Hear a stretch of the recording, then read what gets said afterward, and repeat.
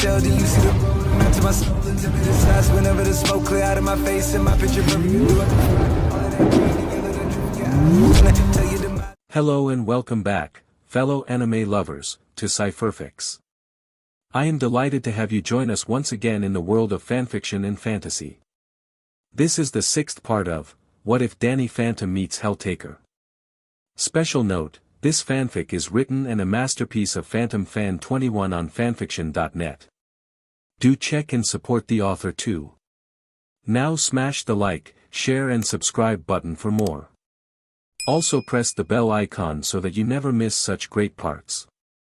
Thanks for the introduction. Now let's dive into the world. Danny flew at his archenemy, knowing Vlad was going to dodge and counter. He threw a punch that Vlad did dodge and grabs the back of his collar. Vlad tosses him away and dodges a sword. Azazel kept calm, swinging her sword as Vlad dodges it. Are you even trying? Vlad smirks. No. Because I don't need to. She said. Vlad raises an eyebrow before dodging another swing. However, he was shocked to see Azazel punch him in his cheek, knocking him back a bit. Azazel knew how evil this man truly was and knew not to let her guard down. She swings her sword again, and Vlad tries to phase through it. However, he was shocked to feel the sword cut him like he was still there. Azazel wasted no time swing the sword again, cutting Vlad in the middle. However, she was shocked to see him disappear. She saw a pink light coming from behind her and turns around. She had no time to block as Vlad shot an ectoblast in her face, knocking her away. I knew that sword was more than it appears. Maybe I can find some use for it, he smirks. So, it true. You care only about power. Uriel said, floating up to him. Of course. Anything to put Jack Fenton in his place. Vlad said as the two started to fight. Down below, Danny was holding Azazel, after the angel was blasted away. Danny looks at her and was glad to see she was alright. Ow, I know ghosts are different than angels, but I actually felt that. She said. Knowing Vlad, he's not going to hold back on you or Uriel, Danny said, watching as they fought. Hey, Azazel. How did your sword hit Vlad when he was intangible? He asked. Well, the Angelus Gladio was the first of its kind. Maybe it could bypass some defenses. It did belong to Lucifer. Azazel said. Point, Danny said before seeing Vlad dodging a swing from the flame sword. Azazel, we can't let Vlad inside the garden. Whether it to find the Holy Grail or even the Tree of Life. I know those two things are important and must stay hidden. He said, after making sure she could fly. So, how about we kick Vlad's butt and send him packing? He smirks. Azazel smiles back and nods. She held up the Angelus Gladio and looks at Danny. I'm with you. She said. Danny smiles and grabs the sword. They turn and started to fly at Vlad, the Angelus Gladio glowing brightly. Vlad dodges another swing before grabbing Uriel's arm. He then blasted him away and looks at the flaming sword. Impressive. He said before the sword burst on fire. Vlad yells in pain as he drops it and it returns to Uriel. The angel flew up and saw Vlad shake his hand. All holy objects will never be used by evil hands. And this is why you'll never use the garden. He said. Vlad smirks and faces the angel. Oh, there are always workarounds. You just got to know where to look. He said. Plasmius. Vlad turns and saw both Danny and Azazel head towards him, Azazel's sword glowing ever brighter. Uriel was shocked to see it, and the light started to cover them. Vlad was blind for a second before something flew past him. Vlad felt something cut his side and turns to see some ectoplasm bleeding out of the cut. He turns to stare at the two teens but was shocked to see someone new. The person was clearly an angel, but she was much different. She had white hair and was wearing a black militaristic uniform with gold highlights. She turns around and had blue eyes. She also had a bit of her hair hanging on her face, but it wasn't in her eyes. It also appears that her white hair was longer, reaching her back, where her wings were. Speaking of which, they were now much bigger than normal. Big enough to warp them around her body like a cloak. She held the Angelus Gladio in her right hand as her left held a green flame. What the? Who are you? Vlad shouted. The angel blinks and looks over herself. Whoa. She shouted, double-checking herself. Did Danny and Azazel fuse into me? But I thought Danny could only do that with the demons. She said.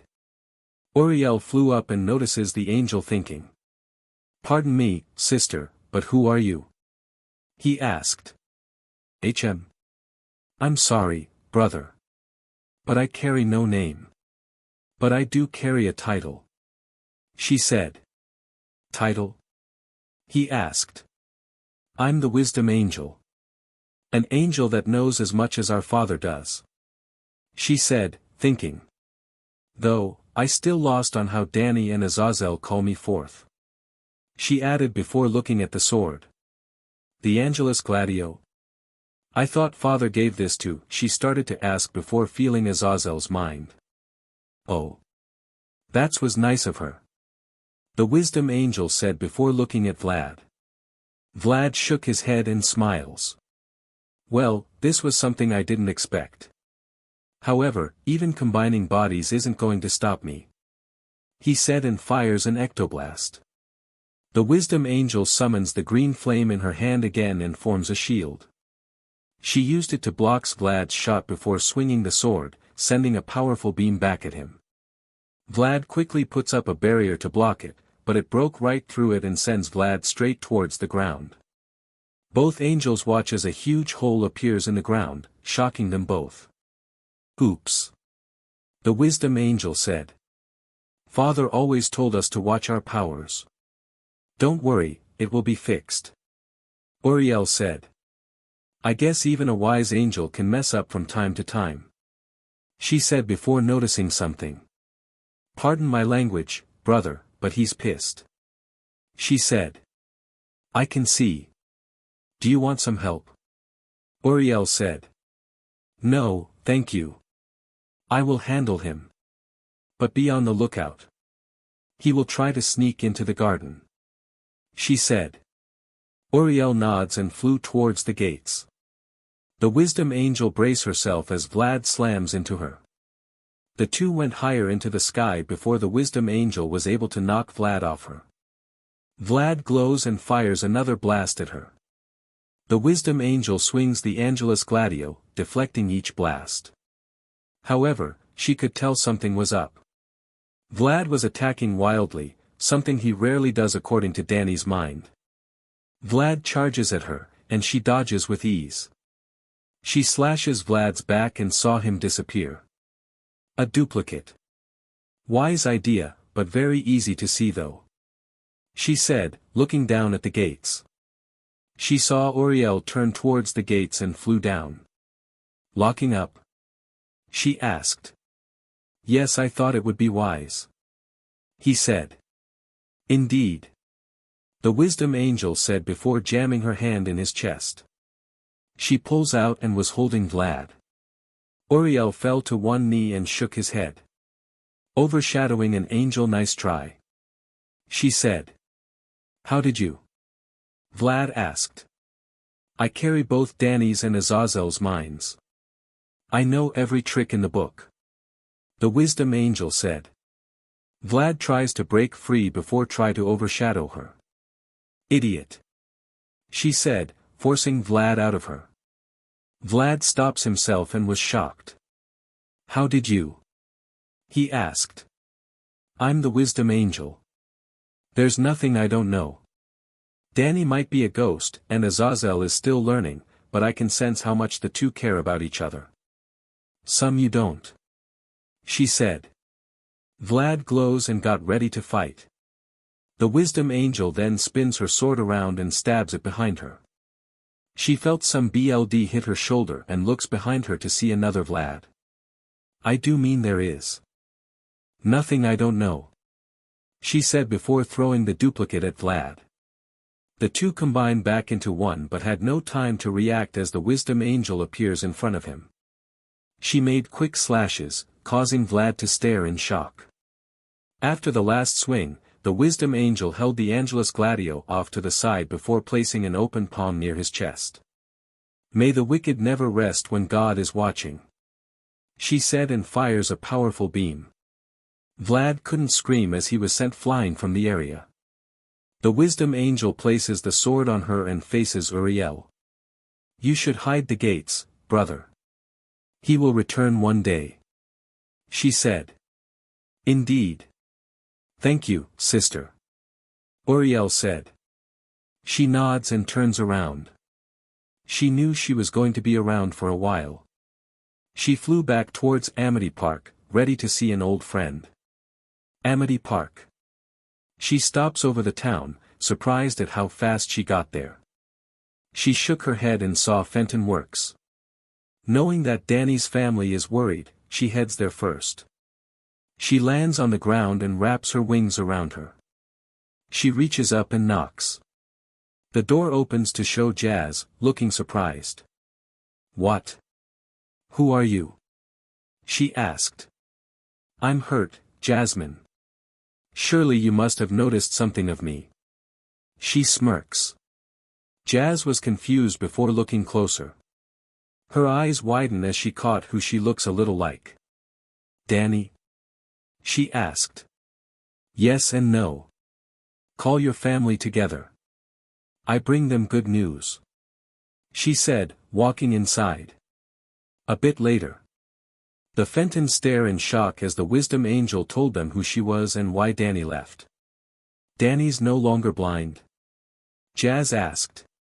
No, Azazel took him to the Garden of Eden and used the Holy Grail to return his sight. However, he promises not to tell anyone where the garden is. So do not ask, she said. We're just happy to hear that he can see again, Maddie said. So, how long have you been around? Jazz asked. Half an hour at least. I should unfused around 5 in the evening, the wisdom angel said. She then stood up and gave a small bow. I must cut this short. I would like to inform the others about Danny's return sight, she said. Jack and Maddie wanted to stop her, but Jazz nods. The girls have been worried for them. Plus, she knew Danny would have gone there anyway. Alright, but be careful. I heard Lucifer is ready to start tearing up hell if Danny didn't come back, she said. Oh, she won't. The wisdom angel smirks. Demon's apartment. The girls sat at the table, eating their dinner, and looks at the empty chair that was Azazel's. Though none of them would admit it, they missed the angel. Lucifer sighs and pushes her plate away. Justice notices her friend and patting her shoulder. Relax, Lucy. You know Danny can handle himself. Plus, Azazel is with him, she said. Normally, I would be happy for Azazel to run off on us. But taking Danny to the Garden of Eden? No mortal has stepped in there for centuries, Lucifer said. They knew what she meant. There was a chance that Danny wasn't allowed to step into the garden, and Azazel's quest would turn out to be a failure. They heard the door open and shut. Cerberus jumped out of their seat and ran towards the door. Lucifer got up and headed for it as well. Huh? Who are you? She heard Cerberus say. Someone that's a friend. No. It can't be, Lucifer thought, running towards the door. She stops as she saw a white-haired angel looking at her with a smile. Hello, Lulu, she said. Wise, she said, shocked. The others walk over and were shocked to see her. It's been a long time, the wisdom angel said. How? I thought you didn't want to leave heaven, Lucifer asked, still shocked. I kinda had to. Danny and Azazel call me, she said. MSTR Danny and Azazel? Cerberus asked. Indeed. And you don't have to worry. Danny has his sight back. She said, smiling. Each girl relaxes and Lucifer smiles. She walks up and hugs the angel. The wisdom angel hugs her back, and for a second, Lucifer didn't look like a demon. Her clothes change to look like a military suit and her hair turns black. Her horns disappear and a halo appears over her head. The look fade after they broke the hug. You haven't changed one bit, wise, Lucifer said. Heh, you're still the same BRT I meet back in heaven. The wisdom angel said. Please, you were the one that questioned our father. Lucifer said. Did I? Who was it that got kicked out of heaven? The wisdom angel asked. Lucifer shook her head. She turns and looks at the other girls. She was my friend back in heaven. To hear that Danny and Azazel call her is a surprise. She said. Justice smirks and walks up to the wisdom angel. She flashes a bigger smile and gave a thumbs up. Nice. You guys look awesome.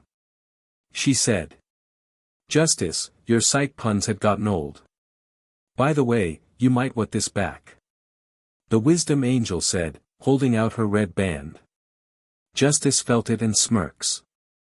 Lucifer walks over and helps her put it on. The wisdom angel smiles and reaches into her pocket. She pulls out a pair of shares and puts them on Justice's face. Whoa!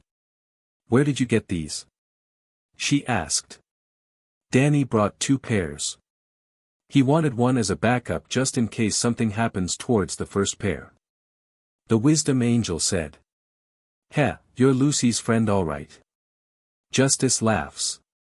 The wisdom angel was going to be around for a while, and both she and Lucifer spend that time catching up. Cerberus was in their room, which was red and black like the rest, only had a bigger bed for all 3 of them. A few dog toys were laying around, but they were sitting down and talking. Lot of the girls are having fun with Mr. Danny. One said. We want to have fun with him too. Another said. But he hates treating us like dogs. The third brought up. All 3 girls started to think. They all like Danny and love how he treats all the girls like people. While they want to corrupt people, Danny was someone they want to stay pure. When Lucifer asked if she should turn Danny into a demon, they were the first ones to react.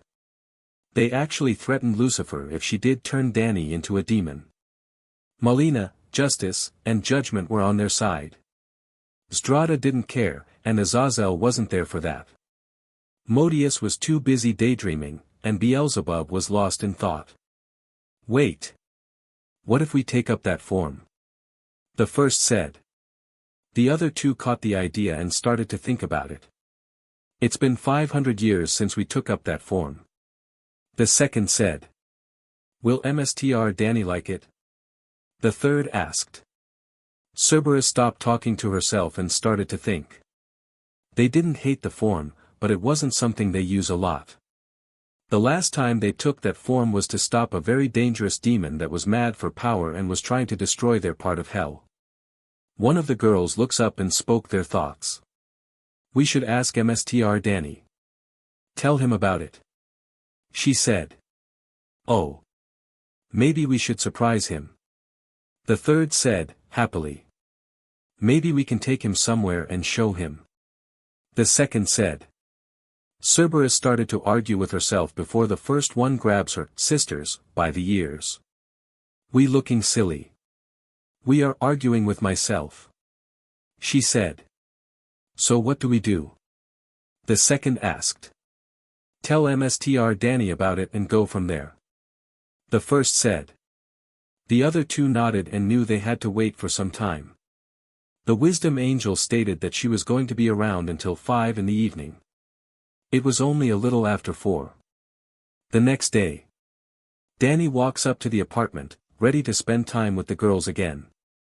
He and Azazel unfused yesterday and was surprised to learn that Angel they call was an old friend of Lucifer's. Danny spends the rest of that day taking in the sights. He goes to open the door and was surprised to see Cerberus opening it. "Mstr Danny. Welcome," they said. "Cerberus?" Danny said, a little confused. "Come in. Do you need some rest?" the second asked. No. My parents let me sleep in," Danny said, walking in. "Oh. That's nice of them," the third said. Danny raises an eyebrow. Cerberus closes the door, and the first one walks up and kisses him, making all three of them They broke and smiles at him. "Sorry, Mstr. We couldn't help ourselves," they said. Danny sighs. He knew something was up with them. "Cerberus, what's going on?" he asked. "What do you mean?" they asked. "I get you're trying to act more human, but I said I don't mind you being yourself," he said. "Well, we want to make you feel comfortable," the first said. "And you hate treating us like dogs," the second brought up. "Plus, there's something we like to tell you," the third said. "Tell me?" Danny asked, confused. "Come to our room. We'll tell you there," they said, wagging their tails. Danny was still lost but followed Cerberus towards their room. The past Malina, which Danny said hello to. She responds with a grunt, but Danny wasn't bothered by it. Cerberus said hello to Zdrada, who joke about them finally having puppies. At least, Danny thought she was joking. They enter Cerberus's room, and Danny faces the triple demon. "Okay, what do you want to tell me?" he asked, getting to the point. "Remember how you can fuse with other demons?" they asked. "Yes, Lucifer is still looking into it. Though, all of us agree that my ghost powers are the likely source. Don't know about Jazz though," Danny said. "Do you know that some demons can combine with other demons?" they asked. "Jazz told me that Malina and Zdrada can. It more likely because they're sisters," Danny said. "Do you remember what we told you about us?" Cerberus asked. "That you three share the same mind and soul?" "Yeah." Danny nodded. "Well, we can combine too." They cheered. "What? You mean, with other demons?" Danny asked. "Not that kind. We mean with ourselves," Cerberus said. "You can?" Danny asked. "Yeah. Unlike you and the girls and Malina and Zdrada, our fusion is different. We become one person. And we want to take up that form for you," Cerberus said. Isn't that what fusion is?" Danny asked. "Short of. We're not really fusion into another demon, and we haven't taken the form in 500 years, Cerberus said. Danny was surprised. "They haven't fused in 500 years? What is the form like?" Danny asked. "Please don't say it, a three-headed girl. We want to show you," the first said. "It will be much better than to tell you," the second said. "We do hope you like it." The third cheered. They pushed Danny on the bed and stepped back. The three girls pull themselves into a hug, and Danny jumps as a ring of fire surrounds them. He could see the shadow images of the three girls and saw two of the shadows walk into the third. He saw that shadow red eyes glow before the fire disappears. Danny blinks as he saw this new Cerberus. Her hair was a little wilder. A few strings of her hair were sticking up, and she had 3 demon tails. But the one different thing was her suit. Her pants were still the same, but her boots were replaced with short heel shoes. Danny could make out some black leggings on her feet, but blushed deeply when he saw the rest of her. Her tie was gone, and both the vest and shirt was open enough to show a small amount of her huge melons. Cerberus opens her eyes and smiles at Danny. "Hello, Danny," she said. "See Cerberus?" Danny shuddered. "Indeed. I have forgotten what this feels like." she said. Huh? Danny asked, noticing her speech pattern was different. Right, when I take this form, I'm actually putting myself back together. So, I can speak like one person instead of 3 different bodies. She said, looking over herself. 500 years my clothes kept up with the time. She said, before poking her melons. These weren't that big the last time I took up with form. She said, grabbing them. See Cerberus? Danny shuddered as she squeezed them. Much softer than last time too. Maybe I took up a look that matches what most men think of. She said. Danny stood up and pulls her hands from her melons. You look lovely, but can you please stop doing that in front of me? He said, trying not to stare at her melons. Though confused, Cerberus nodded. She then pulls Danny into a hug, shoving his face into her melons. You like the look? She asked, not hearing him trying to speak from her melons. Yay! He likes my form. She cheers. Danny phases out of her hug and makes sure he didn't get a nosebleed. He took a breath before Cerberus threw herself on Danny's back, almost knocking him over. Let's head out. Oh, make it a date. I always want to try that. She said. Danny sighs. Even combining their bodies, they are still excited. But he had to wonder, what was it like dating a girl that used to be 3? A bit later. He and Cerberus walk around town, and Danny was surprised to see how well-behaved Cerberus was. Though still cheerful, she didn't run off on him nor chase after any squirrels.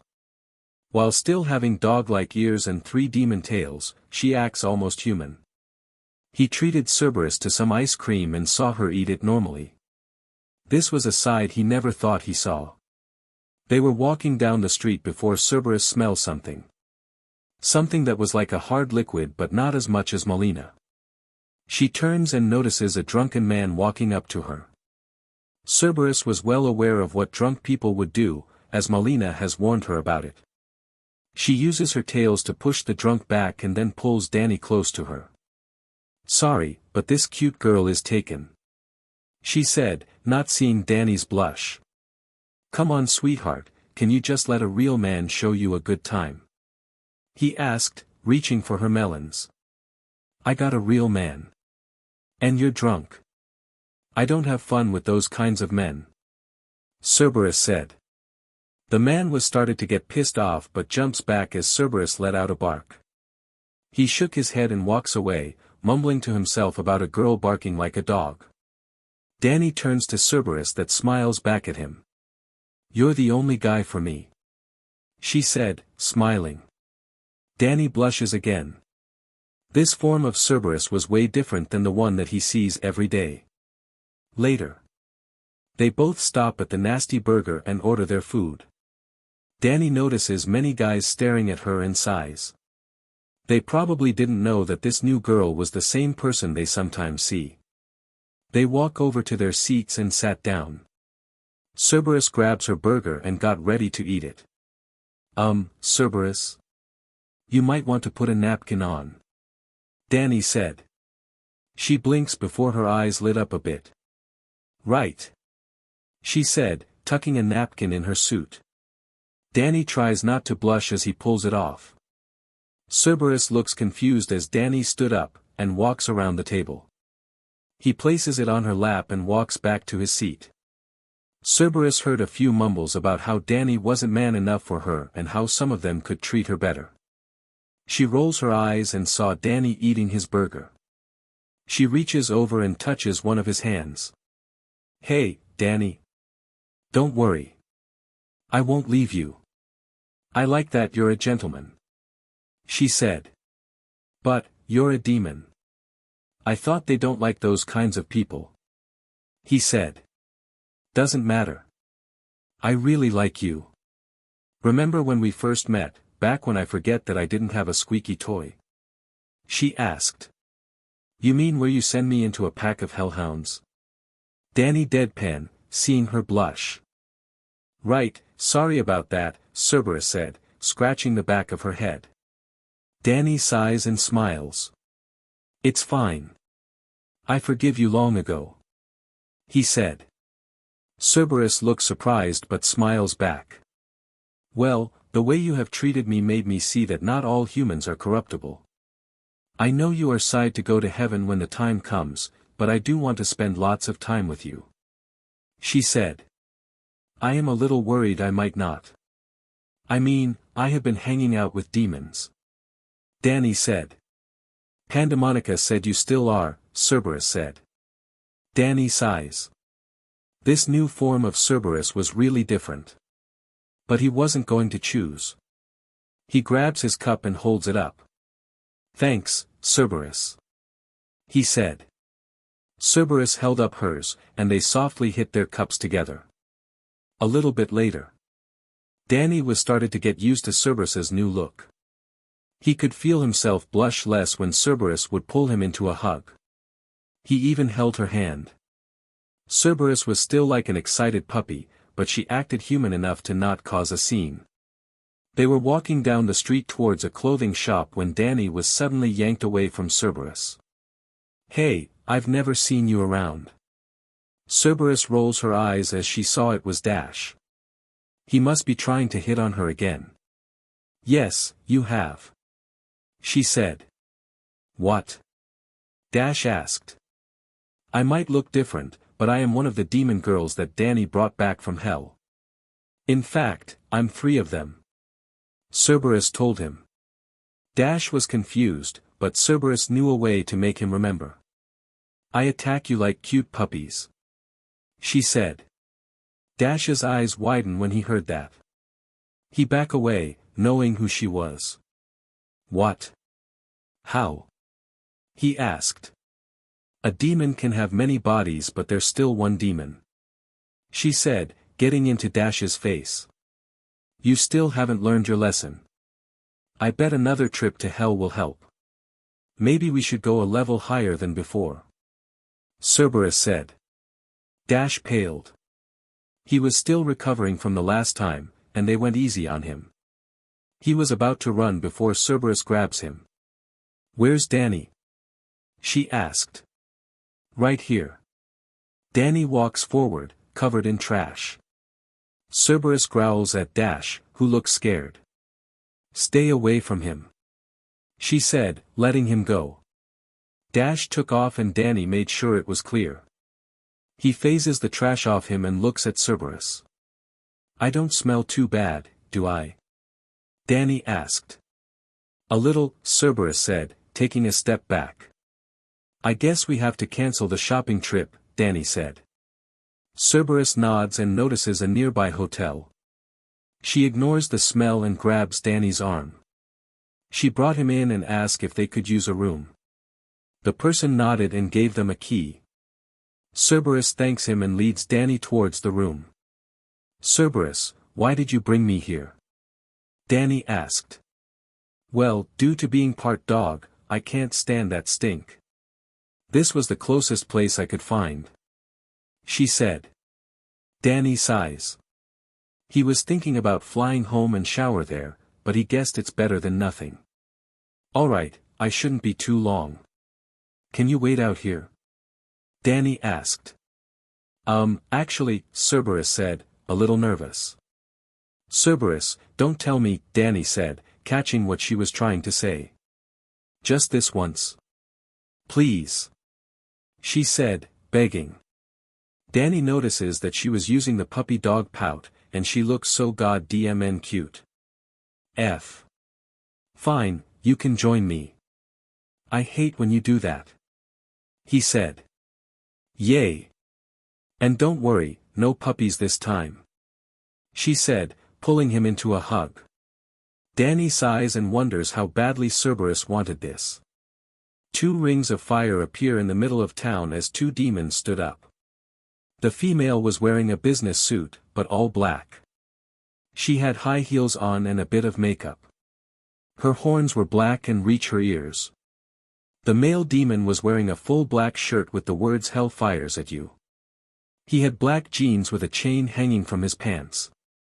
He also had red shoes. His horns reached the sky, curving a bit for the tips to face each other. He lights up his cig and turns to the female demon. Are you sure they are where? He asked. Yes. And they are in so much trouble. She shouted. Let's find them first. The male said. They started to walk through the town and were surprised to see no one reaction to them. But the female didn't care. She was able to feel the two powers she was looking for and soon came to an apartment. She bangs on the door and soon heard some barks. Cerberus. Down. Sorry. The two demons look at each other before the door opens, showing Lucifer. Zedra? Michelle? She asked. Lucifer. What are you doing here? Michelle asked. I live here. What are you doing here? She asked. Where are they? Zedra shouted. Who? Lucifer asked. Our daughters. Michelle cleared up. Hang on. Malina. Zdrada. Get your asses over here. Lucifer shouted. I'm in the zone. Pause your game or I will hide all the vodka so you will never drink it. Lucifer shouted. Fine. And get your sister. Lucifer added. No need, I could hear you shout. Malina and Zdrada walk up to Lucifer, Malina having a scowl on her face as Zdrada had a smirk. Zdrada. Malina. You two are in so much trouble. Zedra shouted. Oh, hi, Mom, Dad. Zdrada smirks. What do you want? Malina asked. Zedra grabs both her daughter's hands and pulls them out of the apartment. She threw them in the middle of the sidewalk and marches up to them. It took me 400 years, but I finally found you. She said, slapping both of them. I raise you to be business demons. To take over. But no. You had to run off on me. Zedra shouted. Hey, we had our own plans. Malina shouted back. Shut up. You two are packing your things and are coming back to hell. Zedra said. Hell no. Malina shouted. Sorry, Mom, but me and Malinka like it here. Plus, we got a boyfriend. Zdrada said. Boyfriend? You two are not really for that. Zedra asked. We're not little demons. We can make our own choices. Malina shouted. Plus, they work for me. Lucifer bought up. What? Michelle asked. Malina and Zdrada had shown me their powers and what they could do. I gave them their own piece of hell for them to be themselves. She said. Well, that's a surprise, but they are coming back to my home. Zedra said. What's with the loud yelling? Everyone turns as they saw Judgement walking up to the door. Both Zedra and Michelle froze in shock when they saw her. The High Prosecutor of Hell. Michelle shouted. What is she doing here? Zedra asked. Why don't you come in? I'll explain things. Lucifer said. A bit later. Michelle and Zedra were completely shocked. They saw the rest of the girls and even had an angel with them. Lucifer explains that they all meet a human boy named Danny, who was forced to hell against his will. After learning he was not supposed to be there, Lucifer tasks him to help each of the girls in means to leave. Along the way, he ended up winning all of their hearts and agreed to live on Earth if he kept his promise of visiting them. They also agree to follow the rules he has put on them. So, this human is the reason you're staying on Earth? Zedra asked. We will go back to hell if needed, but yes. We all love him and we want to spend as much time with him before he goes to heaven. Lucifer said. Leaving Azazel here to be with him all the time. Justice smirks. The said angel looked down with a blush. Why haven't you turned her? Zedra asked. Because Danny wouldn't like that. Judgement said. It might be hard to believe, but we truly do care about his feelings. We let him rest when he needs it, and we each spend 1 hour with him to make things a little easy for him. Lucifer said. The two demons look at each other before looking at their daughters. And you're sharing him? Michelle asked. He got Malinka to smile and laugh. That's enough in my book. Strada said. Stop calling me that. Malina yells. Plus, he's so cute when he's nervous, Strada added. You got his sister in trouble. Malina reminds her. I got their forgiveness. No harm, no foul. Strada said. Forgiveness. Zedra yells. Yeah, plus I did keep Jazz safe from Claire and her group. There was no way I was going to let her get eaten. Strada said. What are you thinking? I didn't raise you to help others. Zedra shouted. You didn't raise us at all. Malina shouted. I was lucky to survive as long as I did. After you left Malina, I took her in. Most demons don't get along, but when I saw her for the first time, I couldn't bring myself to leave her. Yeah, she was a handful, but Malina deserves to live. Strada said. Zedra growls and goes to reach for them, but was stopped. Enough. Lucifer shouted. How do you expect them to take over if you didn't raise them? I made it clear to all demons if they wanted their offspring to take their place, they must raise them. You didn't. Malina and Strada are staying here. Lucifer said. No, they're not. I'm taking them back. Zedra said, angrily. She was then shocked to feel herself get stabbed. She looks behind her and saw Malina driving her long nails into her back, and Strada had her knife in her back as well. Girls? What are you doing? Michelle asked. You're not our mother. You will never be our mother. Malina yells. We like it here, and we're staying here. Strada added. Zedra turns and slaps them both. The sisters were sent flying into a wall, and Zedra started to walk up to them. However, she was shocked to see a human boy suddenly appear out of nowhere, standing in front of the sisters. Danny? Lucifer asked, surprised. I just came in and heard everything. Because I know you two are demons, I'm not going to waste my breath. But if Malina and Strada want to live here, then let them live here. Danny shouted. Get out of my way, boy.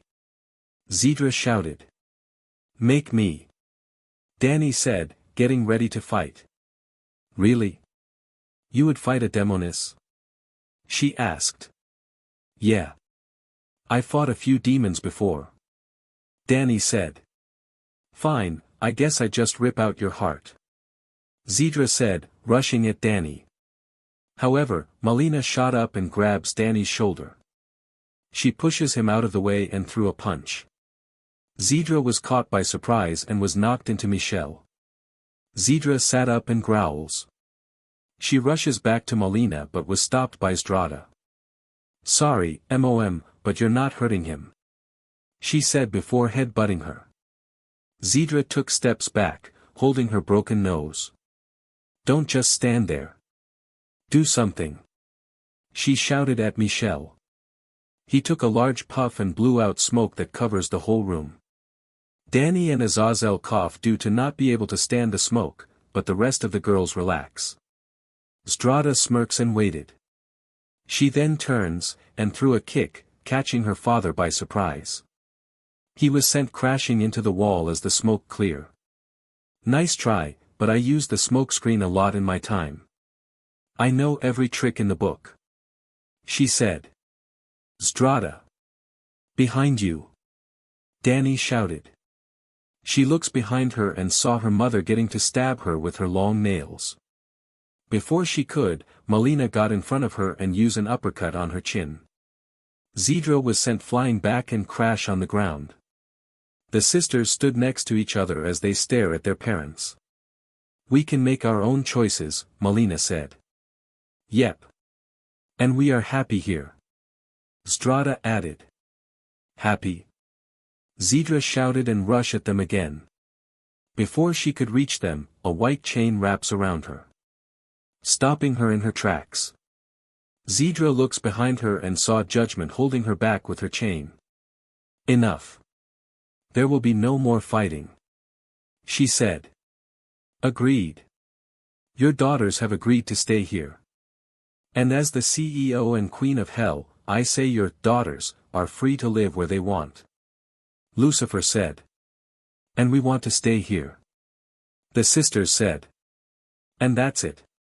They said their piece and made up their minds. Now, get out, Lucifer shouted. Zedra growls before breaking free, surprising Judgement. She runs out to her daughters and threw her nails forward. She stabbed someone, but it wasn't her daughters. Malina and Zdrada were surprised. Danny stood tall, Zedra's nails digging in his chest. Luckily, not at his heart. You fool, she shouted. Heh, I've been stabbed many times by Malina. This is nothing. Danny smirks. Zedra was about digs her nails deeper, but Danny phases his chest away, letting the sisters stab their own mother. Danny carefully slips past them as both Malina and Zdrada growl dangerously at her.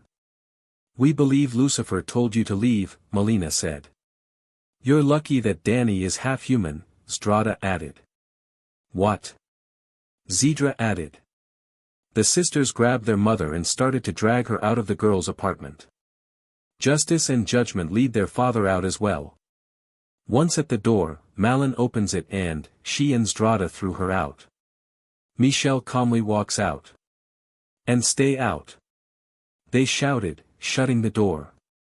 Everyone then turns to Danny, who was checking his shirt, which had some BLD on it. Great.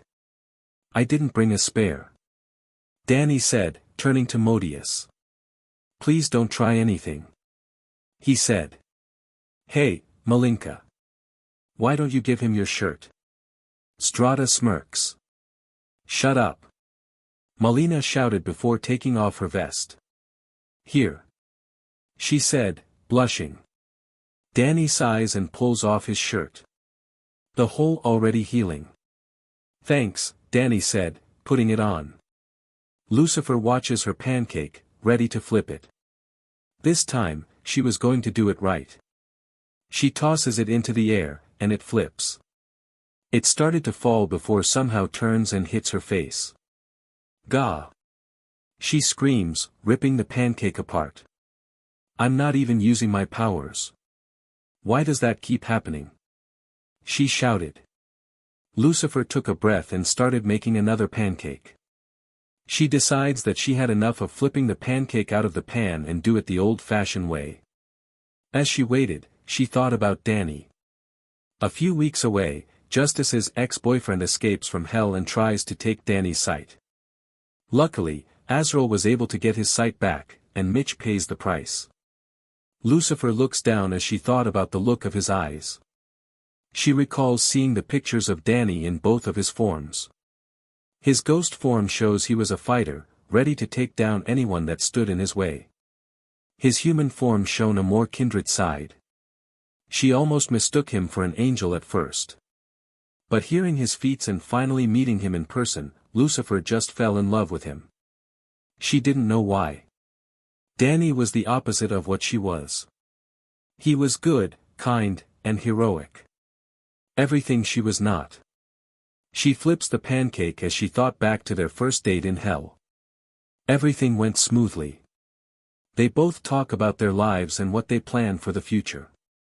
Of course, being the devil, Lucifer had to lie about some of the things she did. Still, it was a great time. Lucifer sighs and took the pancake out of the pan and onto a plate. Danny, she whispers. She felt her heart skip a beat as she said his name. The almighty Lucifer was in love with a mortal. Well, half mortal. Lucifer set her plate down on the table and sat down. Most of the girls were busy doing their own thing, and Danny was actually hanging out with Justice for now. Lucifer took a bite of her pancake and started to think again. She was thinking about taking Danny on another date, this time on Earth. But where will they go? She looks off to the side and saw Modius sitting next to her. I'll do this on my own, she said. You're in love, the lustful demon said. We're all in love. We're all dating the same guy. Go away, Lucifer said. Okay, Modius said, standing up. Oh. I thought you might want this, she said, handing Lucifer a paper. She took it and read it.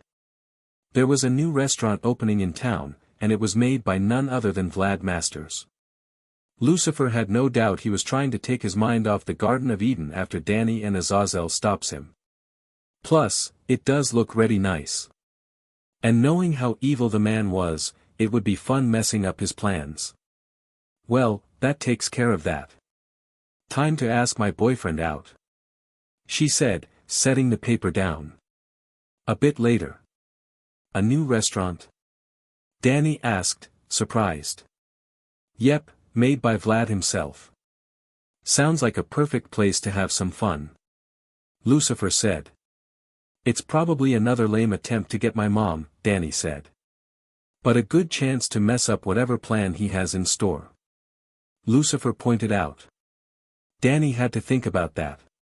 He knew Vlad. Besides trying to win over his mom, Vlad always had another reason. If Vlad does have a plan, then it might be better to stop it before it could begin. Okay, I'm in, Danny said. Glad to hear it. Tonight is its grand opening. And the best part of all, everyone is invited, Lucifer said. Guess that means my parents are invited too. Danny sighs. Don't worry, I'll leave them and the guests unharmed, Lucifer said. Why do I have a hard time believing that? Danny asked. Just head home, and get your suit. This is a date that won't be forgotten. Lucifer smirks. Later that night. Danny was wearing the suit that Lucifer made for him as Jazz stood at the doorway. I can't believe you were tricked into a date with Strada, he said.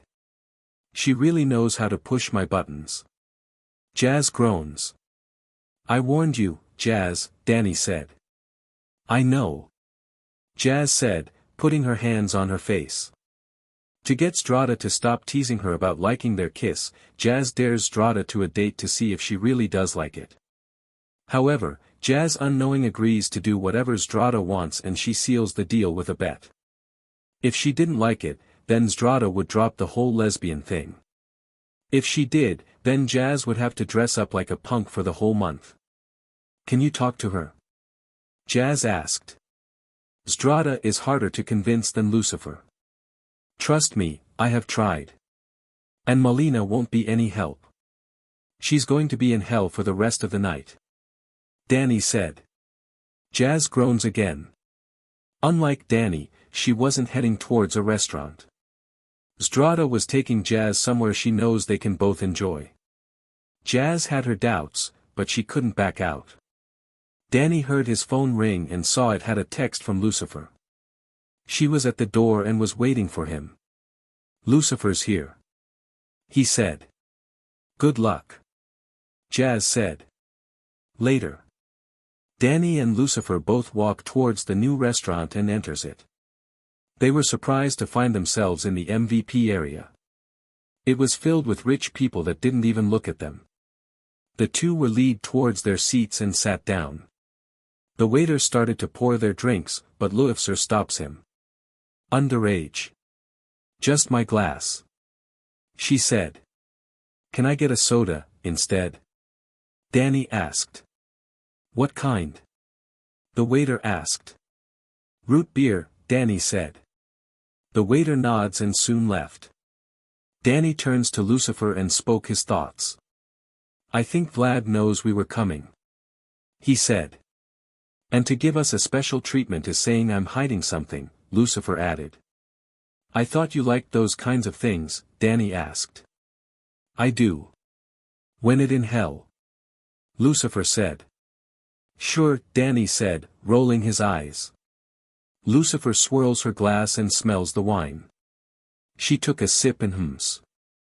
What? Danny asked. This wine is different. I have drunk lots of wine in my time, but I can tell something is trying to mess with me. She said. Probably trying to make sure you don't mess up with anything, Danny said before looking at his drink. Think there is anything wrong with mine? Danny asked. Lucifer took a cup and pours some of Danny's drink in it. She gave it a taste and did feel something from it. Same feeling. Whatever he's planning, it won't work. I'm the devil. I won't be controlled by any means.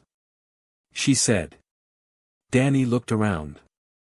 Everyone seems okay, and they mostly ignore them. However, he could shake something was wrong. He turns to Lucifer, who looked a little different for some reason. Lucifer. Are you okay? He asked. She was giving off a very flirty smile and loosed her tie and suit. Lucky, she didn't show too much. Lucifer. Danny asked. Have I ever tell you how handsome you are? She asked. Danny was really confused now. A few times. Danny asked. Did I ever tell you that I love you? Lucifer asked. Now Danny knew something was up. Whatever was in their drinks had some effect on Lucifer. But he knew her. Lucifer is not going to let something like this happen to her. Lucifer. Get a hold of yourself. He said. The demon girl smiles and pulls Danny into a kiss. Danny was about to break away before hearing a voice in his mind. Relax, I'm faking it.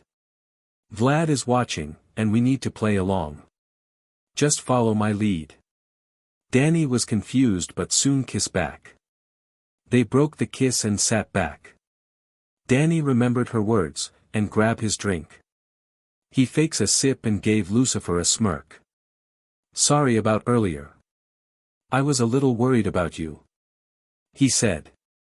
It fine, dear. But you didn't answer my question.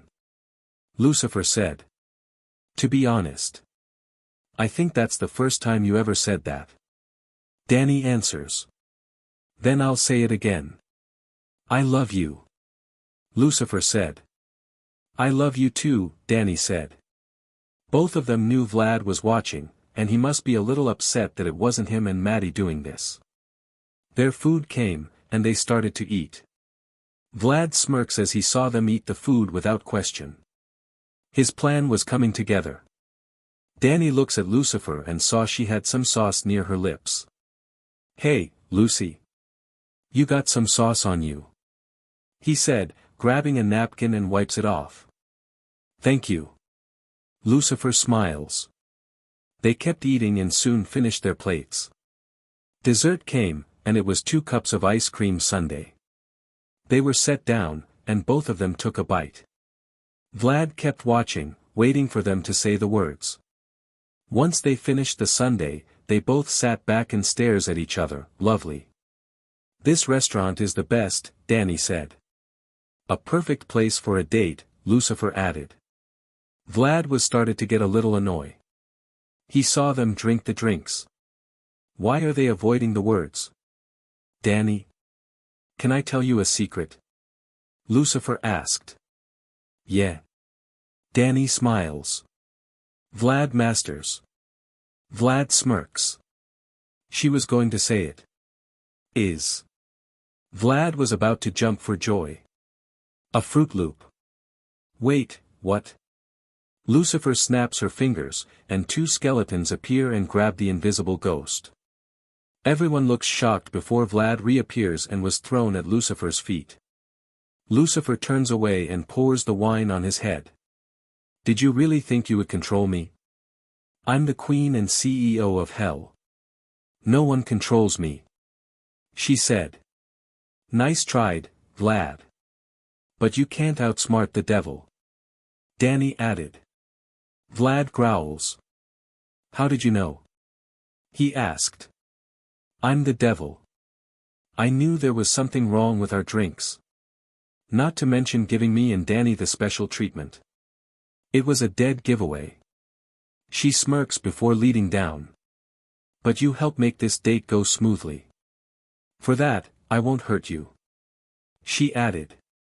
Take him to hell, Lucifer said. What? Vlad yells as the skeletons grabs him. I said I won't hurt you. I didn't say that no one else will. Oh, and just to make sure you don't escape, Lucifer added before driving her hand into his chest. Vlad was shocked to see a red portal in his chest and recalls seeing the same thing to Sam. The pain punishment. Every time you think of the woman you want, your heart will feel your pain. The worse the pain is, the more it will hurt. She said. Danny was surprised to see that, but this was Vlad. Unlike Sam, Danny didn't have any objection to it. Remember, I'm the devil. Nothing you will do or say will bring me down. She added before looking at Danny.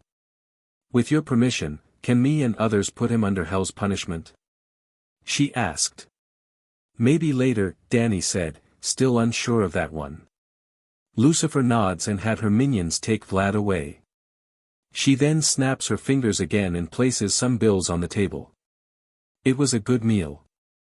We should come back here again. Lucifer said. Hopefully without a ghost trying to control us, Danny added. Later. Danny and Lucifer end up walking back to the apartment. Both of them were just talking and walking alongside each other. Really? Jazz bet if she like her date with Strada, she will dress up as a punk girl? Lucifer asked. Yeah. If she doesn't, then Strada is to drop the whole lesbian thing she playing around with. Danny said. Never bet with a demon. We use every trick in the book to win. Lucifer said. Should I be worried? Danny asked. Not really. You know Strada won't hurt your sister after her last stunt. Lucifer said. As long as Jazz comes home safe and sound, as well as herself, then I'll be happy, Danny said. Lucifer smiles and pulls Danny into another kiss, which he returns as the moon shines over them. Jazz exited school as her brother went off to see the girls. Jazz knew that girls were so bad when you get to know them. However, she was still having a hard time believing that Danny somehow won the heart of the devil. But, Lucifer seems a really nice person, at least to Danny. Jazz never took the time to talk to her. Most of the others girls she did. She turns the corner and was surprised to see Dash and a few other of the A-listers. Dash was still recovering from his trip in hell, and a few of A-listers were trying to help him get over it. One of the members spotted Jazz before she could leave. Hey, check it. It's Fenton's sister. He said. Jazz sighs and turns away. However, she felt one of the A-listers grabs her arm and pulls her in a hug, which Jazz didn't like. She started to push away, but the A-lister didn't let go. Hey, relax. He smirks. Let go. Jazz said. How about a kiss? He laughs trying to kiss her. Jazz turns her head away, and they soon heard a voice. Sorry boys, but Jazz already had her first kiss. Everyone turns and saw Strada walking up. Jazz was confused about why the beat demon was here, but some of the A-listers caught what she said. What do you mean she had her first kiss? The member asked. Easy, I'm her first kiss, Strada said. What? They shouted. Jazz couldn't stop a blush from appearing. The first kiss was out of nowhere, and their second was to fuse into the CC demon. She has been trying, but there was something about Strada's lips she couldn't stop thinking about. Yeah, now, I believe you should let her go, Strada said, pulling out her knife. Where did that come from? An A-lister asked. I always carry one with me. You won't believe how many jerks try to pull a fast one on me. Strada smirks, licking the side of the blade. Jazz broke free and walk up to Strada. The demon girl nods at her and faces the A-listers. Because she's the sister of our boyfriend, Jazz is under our protection. Don't worry, she's going to stay 100% human. Strada said. Strada then turns and plants another kiss on Jazz. She was caught by surprise again. But Jazz could feel something different about this kiss. It felt warm and welcoming. She didn't understand it, but she started to kiss back. Many of the A-listers were shocked, and Zdrada broke the kiss. "Oh, and I am a demon. Gender matters little to us," she added. Jazz finally snaps out of it and realizes what happened. She kisses Zdrada in front of people. Zdrada wraps her arm around her shoulders and gave another smirk. "By the way, I don't care if Jazz is a lesbian. Mess with her, and you will see how much. Just asked Mr. Shaky over there," she said, pointing at Dash. The A-listers soon back off. Once they were gone, Jazz pushes Zdrada's arm off her. "Really, Zdrada? I told you 1,000 times. I'm not a lesbian," Jazz shouted. Sure. Besides, I saw how that one guy was holding you. You didn't like it at all," Zdrada said. "No, I didn't," she said, crossing her arms. "Thanks," Jazz said. Zdrada smiles before trying to light another cig.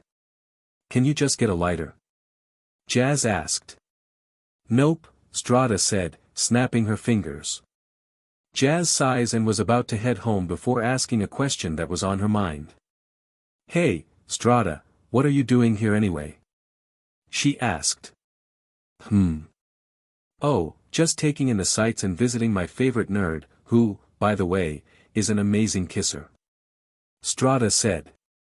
"I'm not a wait. I kiss back?" Jazz asked. "You did," Zdrada said before leading close to her. "And you like it?" she whispers. "I did not," Jazz shouted, a blush appearing on her cheeks. "You did. You really are a lesbian."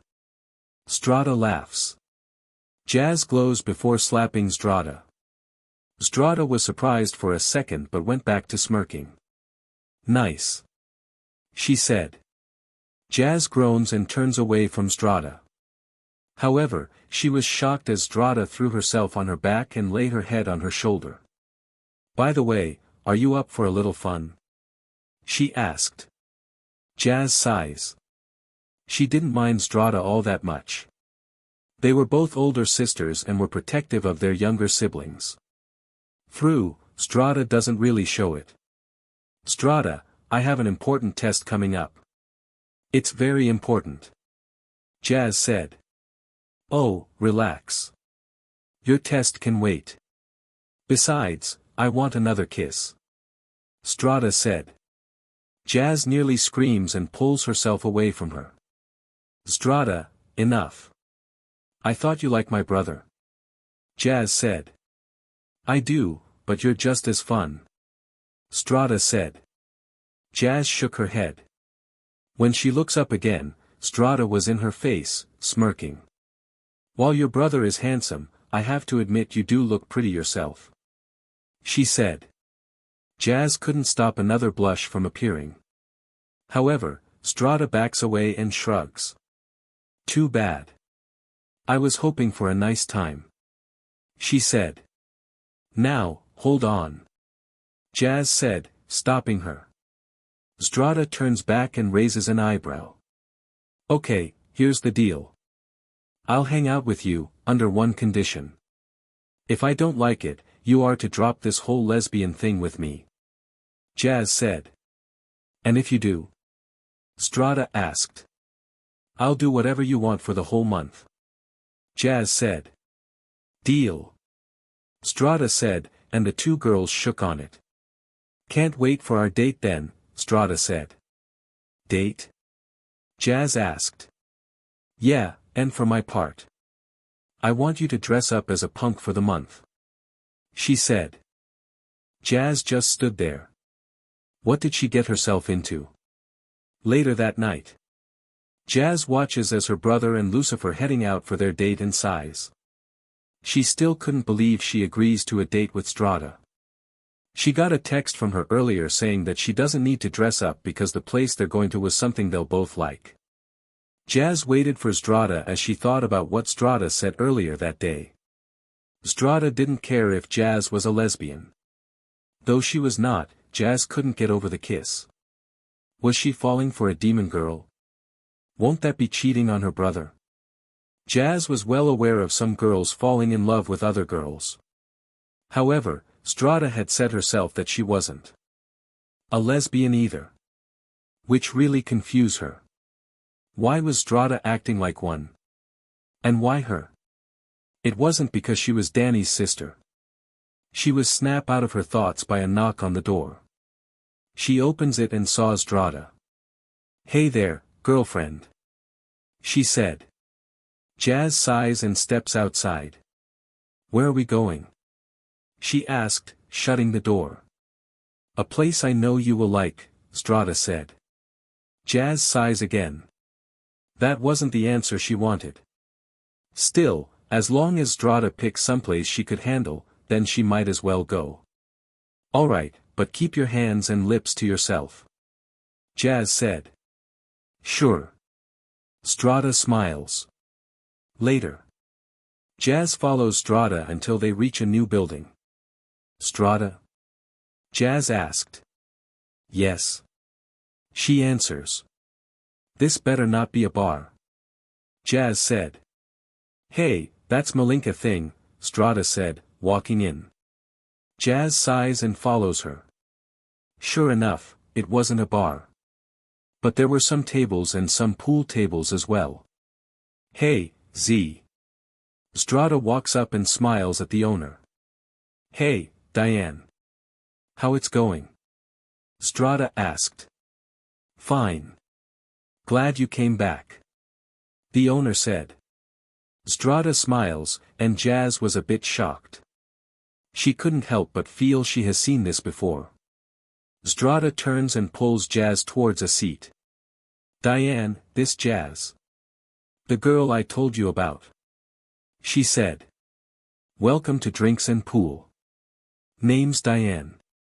Diane said. Jazz Fenton." Jazz said. "Fenton? As in Jack Fenton?" Diane asked. "That's my father." Jazz said, unsure. "Oh, man. I can't believe it. He actually did it." Diane laughs. "Huh?" Jazz asked, confused. "I'm an old friend of your father back in high school. We dated a few times." Diane said. "Dad dated you?"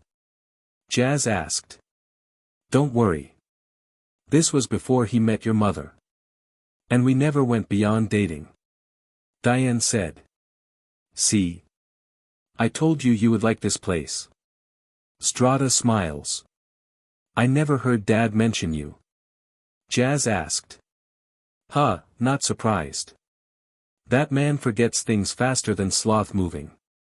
But, he was smart even when he was goofy." Diane said. Jazz had to crack a smile. She really does love her father even when he has his goofy movements. She hit a flick and saw Zdrada smoking her cig. "You always got to smoke, huh?" Diane asked. "You going to stop me?" Zdrada asked. "Nope, but remember the rules. One smoke only." Dane said. Sure. Zdrada laughs. "So, Jazz? What can you tell about yourself? How did you meet Z here?" Diane asked. Jazz told her about her brother being sent to hell against his will. And when he returned, he brought 8 demon girls and 1 angel with him. When hanging out with her brother one day, she met Zdrada and Malina. At first, Jazz didn't like her. But she was starting to find something in common with her. The main reason was because they were both older sisters. "Wait, what if that's it?" Jazz said. "What?" Dane asked.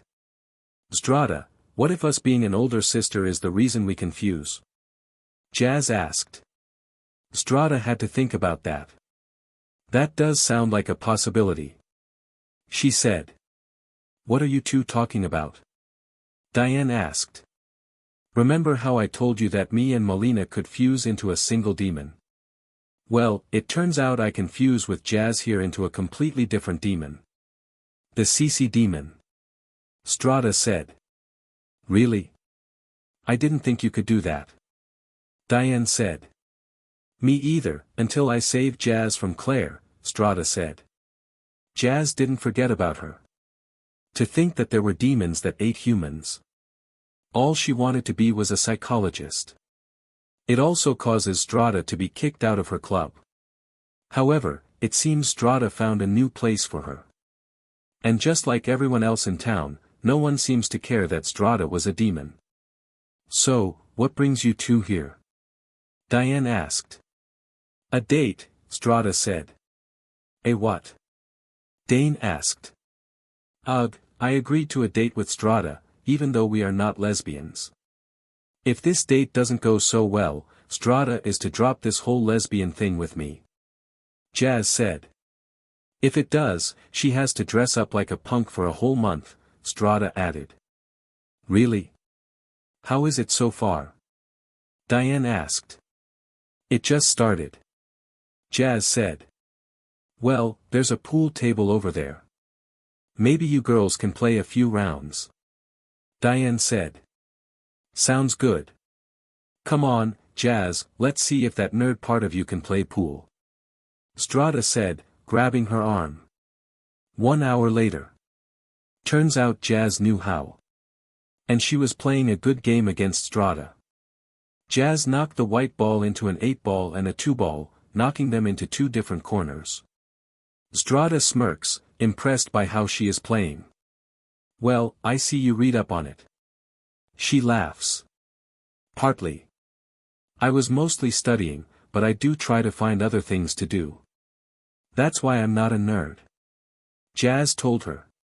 Strada smiles and aims her shot. She goes to shoot it when she felt someone spank her peach, causing her to mess up her shot. Normally, Strada wasn't bothered by that. However, she was trying to have fun, and she really dislikes people ruining it. Hey! You mess up my shot. She yells at the guy, who spanks her. Sorry, US just screams, spank me, I couldn't help myself. He laughs. Well, she didn't like it. Jazz said, glaring at the guy. Oh. And what are you going to do about it, sweetheart? The guy asked. Me? Oh, nothing. But, I sure Diane would love to throw you out. Jazz said. Heh, she can't even touch me. The guy said. Oh. You think women are not tough fighters and are just something man can have fun with? Strada asked, smirking. Yeah. And you two are just little girls. He said. Little, huh? Jazz said before punching him in the stomach. The guy fell to his knees as he lost his breath. Strada smirks as Jazz walks away from the man. The man got back up and grabs Jazz's shoulder. He turns her around and slaps her. Jazz hit off the pool table before falling on the floor. He goes to pick her up but was hit in the chest with a pool stick. He took a few steps back and saw Strada standing in front of Jazz, holding the pool stick over her shoulders. Sorry, pal. But no one hits my date. She said. Date? The two of you? The guy asked, shocked. Yep. You got a problem with her, then you have one with me too. Strada said, her tail grabbing the 8-ball. Now, Diane told me that fighting is not allowed here. However, she doesn't seem to mind if I defend myself. She added, putting the ball behind her. Oh, yeah. The guy asked, clearly ready for a fight. Dude, do you not see the horns and tail? I'm no normal girl. Strada asked. Don't care. I'm going to teach you a lesson. He said. Really? Well, then. I got your number. Strada said, throwing the 8-ball. It smacks him in the face, knocking him back. Strada swings the pool stick again and hits the guy in the face. He growls and grabs a nearby cup, and tosses the drink in Zdrada's face. She was caught by surprise and tries to wipe her eyes, but was grabbed by the guy and thrown into the wall. He walks up and started to punch her. However, Jazz jumps on his back and wraps her arm around his neck. The guy lets go of Zdrada and tries to throw Jazz off. Jazz held on until the guy slams her against the wall, making her lose her grip. He grabs another pool stick and goes to hit Jazz with it, only for another to block it. Zdrada pushes it away before she kicks him back. She then started to twirl it around her, holding it off to the side as she smirks. Heh, now I see why Danny loves action. Zdrada thought. The man tries to hit her, but Zdrada blocks it. She blocks a few more strikes before ducking under another swing. Zdrada quickly slid under his legs and kicks him in the back. Jazz was standing up and gave him a huge slap across the cheek. He was sent crashing towards the ground as Zdrada walks up next to her. As I said, no one hits on my date, Zdrada said before looking at Diane. Sorry about the mess, she said, smiling. Later, Jazz and Zdrada exited the building with Jazz holding an ice pack to her face. The slap didn't hurt, but Jazz hit her head off the pool table really hard. Luckily, she wasn't bleeding. Well, that was something, Zdrada said, taking a puff of her cig. Jazz sighs. She was surprised that Diane didn't throw them out. True, she threw the first punch, but that was to get the guy to back off. The guy was actually someone Diane had to throw out many times, so she wasn't too upset with them. She gave Jazz the ice pack and told her to keep it for now. Jazz knew her parents were going to question her when they see her face. Are you okay? Zdrada asked. Yeah. Just a red face. Jazz tries to joke. Zdrada laughs and places an arm around her shoulders. Well, until the guy showed up, you were enjoying our date. That means I win, she said. Jazz couldn't deny it. She was. After kicking the guy out, she and Zdrada grab a bite and relax for a bit. Zdrada acted like a normal teenager around her. She didn't do any of her tricks or did anything she didn't want to do. And working together to stop the guy was kind of fun too. Alright, but not tonight. I need to let my face heal, Jazz said, remembering their deal. Hey, no problem. You can dress up as one next week. This is the end of the month. I even heard Halloween is coming up, Zdrada said. Right, I have a feeling all of you are going to love that, Jazz said. You bet. Azazel is going to join us too, Zdrada said. Jazz was surprised at that. However, she smiles. Hey, Zdrada, she said. She asked. Can you promise me something? I know it seems strange I'm asking a demon of all things, but can you watch over my brother? Jazz said. Sure. I like him anyway. Zdrada smiles. Just don't hurt him please, Jazz added. No promises on that one. Zdrada laughs. Jazz shook her head. Still, Zdrada was different than she thought. However, she was shocked once again as Zdrada pulls her into a kiss. Beelzebub closes the portal to the abyss shortly after waking up. She was still used to the energy it gave off, but she was getting better without it. She fixes her new suit and looks into the mirror. She looks at her face and started to wonder what would happen if she ever turns back to her real form. She has been like this for a really long time, she almost forgot she wasn't a cute demon girl. She was actually an eldritch abomination fly that was banished by Lucifer. If Danny ever saw her true form. No, he can't know. I can't tell him what I really look like. I'll scare him and be alone again, she thought before heading downstairs. Beelzebub then spots Danny resting with Cerberus preceding him. Well, one of the three had fallen asleep on him. Beelzebub smiles at the sight and decides to leave them be. Hey there, Lucy. she said as she walks into the kitchen. Beel, Lucifer said, not looking at her. Beelzebub saw a plate of pancakes and waited to see if Lucifer was going to stop her. It's yours, she said. Thank you, Beelzebub said, grabbing it. She walks towards the table before stopping.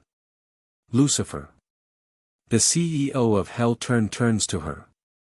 Beelzebub only uses her full name when she wants to tell her something important. I have decided, Beelzebub said. And? Lucifer asked. He can't know, Beelzebub said. What? Lucifer asked, shocked. Lucifer, everyone in hell knows what I am. Danny doesn't. If he ever saw what I truly look like, he'll be scared of me. He won't see me as the kind demon girl I make myself out to be. I took up this form to help keep anyone comfortable with me. And at the time, to take your place as the ruler of hell before I gave up on that plan. Beelzebub said. Lucifer was shocked. Beelzebub wasn't going to tell Danny what she truly looks like because she was afraid of scaring him away. Lucifer herself didn't want to scare Danny either. She really loves him and wants him to stay by her side until he has to go to heaven. Lucy, I love him. I might have watched from afar, but I saw the same thing you and the others did. Yes, he too kind at times, but Beelzebub said before sighing. I know, Lucifer said. I once asked the others if I can turn Danny into a demon, and most of them threatened me if I would do it. Azazel mentions him being the light in all of us. It seems that he the light for you too. She said. Thank you, Beelzebub said. Just remember Beel, one day he's going to find out. You must be ready to tell him. Lucifer said. Beelzebub looks down. She really didn't want to, but she must ready herself for the truth when it finally comes to light. She sat at the table as Lucifer went to help Danny get Cerberus off him. She flew through the air, finally reaching Amity Park. She heard the news that her cousin had brought some new arrivals, and they were demons. However, they seemed to live in peace with the people. However, she was worried about her cousin. It was said that he hangs out with those demons, and one of them was the devil herself. Why would Danny hang around demons? She asked herself. She couldn't float there. She has to find her cousin and hear his side of the story. Danny notices Beelzebub pacing in her room and grew a little worried. He could hear Lucifer and Beelzebub talking from the kitchen, and there was something about Beelzebub's true form and scaring him away. He couldn't catch all of it because Cerberus wouldn't stop moving. He knocks on her open door, making Beelzebub snap out of her thoughts. Hey, Beel. You okay? Danny asked. Yes, I'm fine. Just a lot on my mind. She said. Okay. Danny asked. It sounds like she doesn't want to talk about it. I better not push her. Danny thought. Hey, is there anything you want to do today? He asked. Huh. But I thought my turn was later. Beelzebub asked. Well, you look a little upset. Just because you're a demon doesn't mean I'm going to ignore you. Danny said. You're still too nice. Beelzebub smiles. Just trying to make all of you happy. It's tough, but I've been doing great so far. Danny said. Beelzebub shook her head. There was something about that kindness she loves so much. She then walks up to him and places a hand on his cheek. If you wish, we can walk around town. She said, smiling. Sure. Danny shuddered. Beelzebub loves the look on his face whenever she acts like a lady. While Danny prefers her to be herself, Beelzebub couldn't help but tease him. She leads close to him and kisses him. Danny was surprised before kissing back, not seeing a red aura around him. Later. Danny and Beelzebub indeed went for a walk. They walked down the street until they reached the park. Danny took her in it and let her enjoy the feeling it gave off. Beelzebub notices a family sitting down with a blanket and some food. What are they doing? Beelzebub asked. Oh, they're having a picnic, Danny said. A what? Beelzebub asked. It's something a family does together. They sit outside and spend time together. The food is for something to eat during the time. Danny said. Beelzebub thought about that. A family. Beel. Are you okay? Danny asked. Huh? Oh, yes. I'm fine. Sorry. She said, blushing a bit. This time, Danny had to question her. Beel, I'm not trying to invade your privacy, but what's wrong? Danny asked. Well, seeing them made me think of something. What kind of family do you think we'll be? She asked. Danny was shocked at that. Him and Beelzebub? A family? He was too young to even start one, but Beelzebub's question did bring up a good point. What kind of family? I can't say for sure. I haven't really thought about it. Danny said. Well, me and others have agreed you would make an excellent father. Plus, we feel you wouldn't mind that your child would be part demon. Beelzebub said. Can we not talk about that? Danny blushes. Beelzebub giggles and they continue walking down the park. Beelzebub knew she had to tell Danny what she really was at some point. She knew Lucifer was right. Danny will learn the truth one day, and she would have to explain herself. But should she? She once heard that Danny said that he didn't care what she really was, but he could change his mind if he saw her in her true form. She was about to speak up, when something slams right into Danny, knocking him down.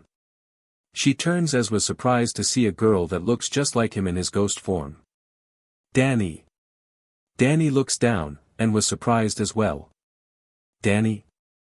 He asked before hugging the girl back. Beelzebub looks around and saw no one was watching them. Danny stood back up as the girl floated. What are you doing here? Danny asked. I heard about you being around demons. I came to make sure you're okay. Danielle said. Somewhat. The girls have cut back on their punishments and are trying to make things easier for me. He said. What do you mean? Danny asked. Danny turns to Beelzebub, which Danny follows. Beelzebub gave a smile and a small bow. Greetings, my name is Beelzebub, but you may call me Beel. She said. Danny? Danny asked. It's all right. Beel is not going to hurt anyone, Danny said. Beelzebub? What that a name of a monstrous fly? Danny asked. It is, but as you can see, I'm not a monstrous fly, Beelzebub said, a little nervous. Danny, relax. All the girls are under a deal. They can't do anything without my say-so. Danny said. Yes, and even if we wanted to, we still care about him very much, Beelzebub said. Danny was about to say something before her stomach growls. Wow, cuz. When was the last time you ate? Danny asked. 2 days ago. I heard about the demons, and I rush over here with stopping to eat. Danny blush. Well, that's not as bad as me. I was stuck in hell for 3 days, and I haven't eaten or drink anything within that time. Danny said. Danny was really confused, but her stomach growls again. Let's head back to the apartment, Danny said, making Beelzebub nod. Demon's apartment. Lucifer stares in shock as Danny and Beelzebub brought home a little girl that looks just like Danny. Danielle ate the pancakes that Lucifer had made as Danny explains who she was. So, that her story. We call each other cousins because we feel better calling ourselves that. Danny said. You were clone. Lucifer shouted. That a really bad thing, Azazel said. Pandemonica pushes up her glasses and looks at Danielle. It was another thing to add to Vlad's sins, but she could tell that she wasn't aware of it. Danny is different from the other clones.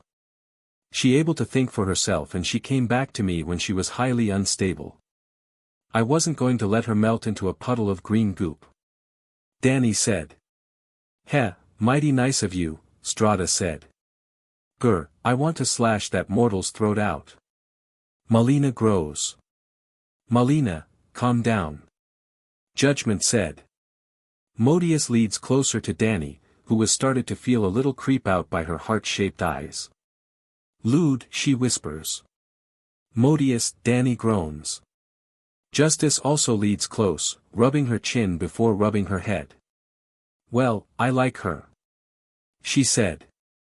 You can't even see, Danny pointed out. Cerberus then crowed Danielle and started to sniff her. They back away and sniff Danny next. They're the same. They said. Huh? Danny asked. Your scent is the same. They said. Cerberus is part dog, Danny. Don't worry. They don't act like dogs. Most of the time. Danny said, seeing them trying to tear a paper apart. Cerberus. He shouted, making the three drop the paper. Sorry. They said sadly. Danny giggles at that. These girls didn't look too bad. Azazel notices and wrote in her notepad. Danny? What is she doing? Danny asked, pointing at Azazel. It okay, Danny. Azazel doesn't mean any harm. She an angel. Danny said. An angel? Danny asked. Yes, I'm from heaven itself. I was tasked to study demons in hell, and that's how I met everyone. She said. And her father is letting her stay here, Danny added. Aren't you worried that she will become a demon? Danny asked. She won't, Lucifer said. Azazel is going to stay as an angel. I like her that way. Danny said, making the said angel blush. What about Beelzebub? Danny asked. Well, Danny said, looking at the demon girl that was standing in the doorway. Beelzebub listens to the story about how Danielle was born, and she was very shocked to learn she was a clone of the boy they all like. Mess with creation itself was something both angels and demons agreed to leave alone. Not ever Lucifer would dare to mess with it. Beel? Danny said, making her look up. Are you okay? He asked. I'm just shocked at how you were cloned, is all. She said. Yeah, but Danielle is different. She might be my clone, but she truly is a person. Danny said. Huh, sounds like you're protective of her, Beelzebub said. I guess I am. I mean, Danielle looks 12, but she actually almost a year old. I know she can handle herself, but I can't help but worry about her. Danny said. Beelzebub smiles. It was just like him. Even though Danielle was his clone, he was treated her like a person. Maybe it wouldn't be too bad to tell him that truth. No, I can't tell him. When the time is right, then I will. She thought. Danny waited by the door as he had to take Cerberus on a walk. The triple demon was talking a bit longer to get ready. Danny also heard that Danny was sticking around for some time and found a place she could hide out in for a few days. He heard a few steps and turns to see Cerberus walking downstairs. Hi, Mstr Danny. They said. Well, it's time for your walk. Remember the rules? Danny asked. Don't run off. The first said. Stay near you at all times. The second said next. And ask you about puppies. The third smiles. Girls. Danny scorned. Sorry, they said. Danny shook his head. They were demons after all. They were probably never going to stop. Still, he feels he wasn't ready yet. At least Lucifer understands, short of. Come on, and please behave. He said. Cerberus smiles and jumps on him, knocking him down. Later. Danny could sigh as two of the girls held his arms, and the third one was on his back. It was their way of staying with him. Many people look at them strangely, but they didn't really seem to mind. The town was aware that all the demons were under a deal with dannyphantom. Everyone now knew that Danny was sent to hell, and he actually made friends with demons. Danny walks into the park, causing Cerberus to let go of him and look around. "Whoa," they said. "Thought you might like it. I plan on bringing each of you girls here." "And Cerberus?" "No corrupting," Danny told them. Cerberus whines a bit, but they nod their heads. They walk through the park, waving at a few people and letting a few kids touch their ears. Danny also made sure that each kid touches only one of Cerberus. He still remembers that Cerberus has 3 bodies, but they share the same soul. Anything one of the girls feels, the other 2 will as well. Sometimes, a few kids will try to tickle one of the girls and found all 3 of them laughing. Some didn't even think Cerberus was a bad demon. They soon headed back to their parents as Cerberus waves goodbye to them. "So young, so pure," they said. "So easy to corrupt," they added. Cerberus, Danny warns them. "Sorry, Mr. Danny," they said, putting their heads down. Wow, they really do act like dogs. Danny and Cerberus turns and saw Valerie walking up to them. "Hey, Val. What brings you out here?" Danny asked. "Well, I got a day off from the nasty burger and felt like hitting the park." "Sure beats flipping nasty burgers all day," Valerie said. "Yeah, I get what you mean," Danny said. Cerberus was well aware of Valerie. Not only was she Danny's former girlfriend, but also the same girl that hunts his ghost form. While Valerie was redeeming herself, her hatred towards Danny's ghost form is keeping her on Hell's list. However, they were going to play nice with her for now.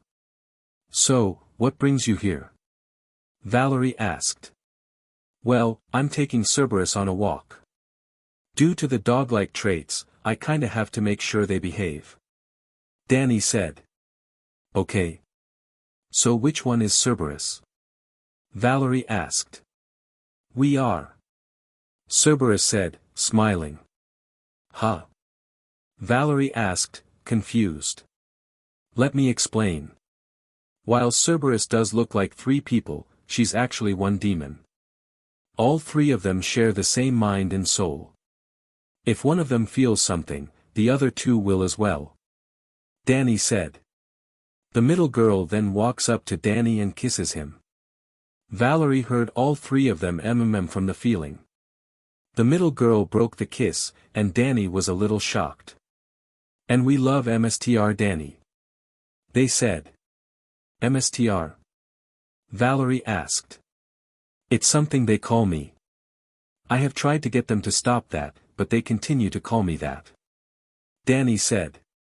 "He helps us get back our squeaky toy," they said. "You never had a squeaky toy. You send me into a pack of hellhounds, and your yelling woke them up," Danny reminds them. "Sorry," Cerberus said. "Geez, everyone in town knows that you were sent to hell, but I didn't know that," Valerie said. "Believe me, Val, I was worried I was going mad with how long I've been there. But I did learn that not all the demons in hell were bad. I'm still having trouble believing I got the devil to like me," Danny said. "Now that is a shocker. I mean, Lucifer. Sometimes known as Satan. True, no one knows what that demon really looks like, but being the boyfriend of the devil?" Valerie asked. "It felt like I was forced into it. But she is trying to make it work. It's only fair I do the same. Not to mention the other 9 girls I have to keep happy," Danny said. "Sounds like a lot of work," Valerie said. "You have no idea," Danny said, sighing. Then everyone heard a loud bark, and Danny's ghost sense appears. Which Valerie didn't see as her ghost alarm went off. "Sorry. I got to run," they said before spitting up. Cerberus looks confused before following Danny. They saw Danny stop in front of a large green dog, who started panting happily. It notices Cerberus, and started to growl at her. "Easy, Kyujo. They're friends," Danny said, scratching behind the ghost dog's ear.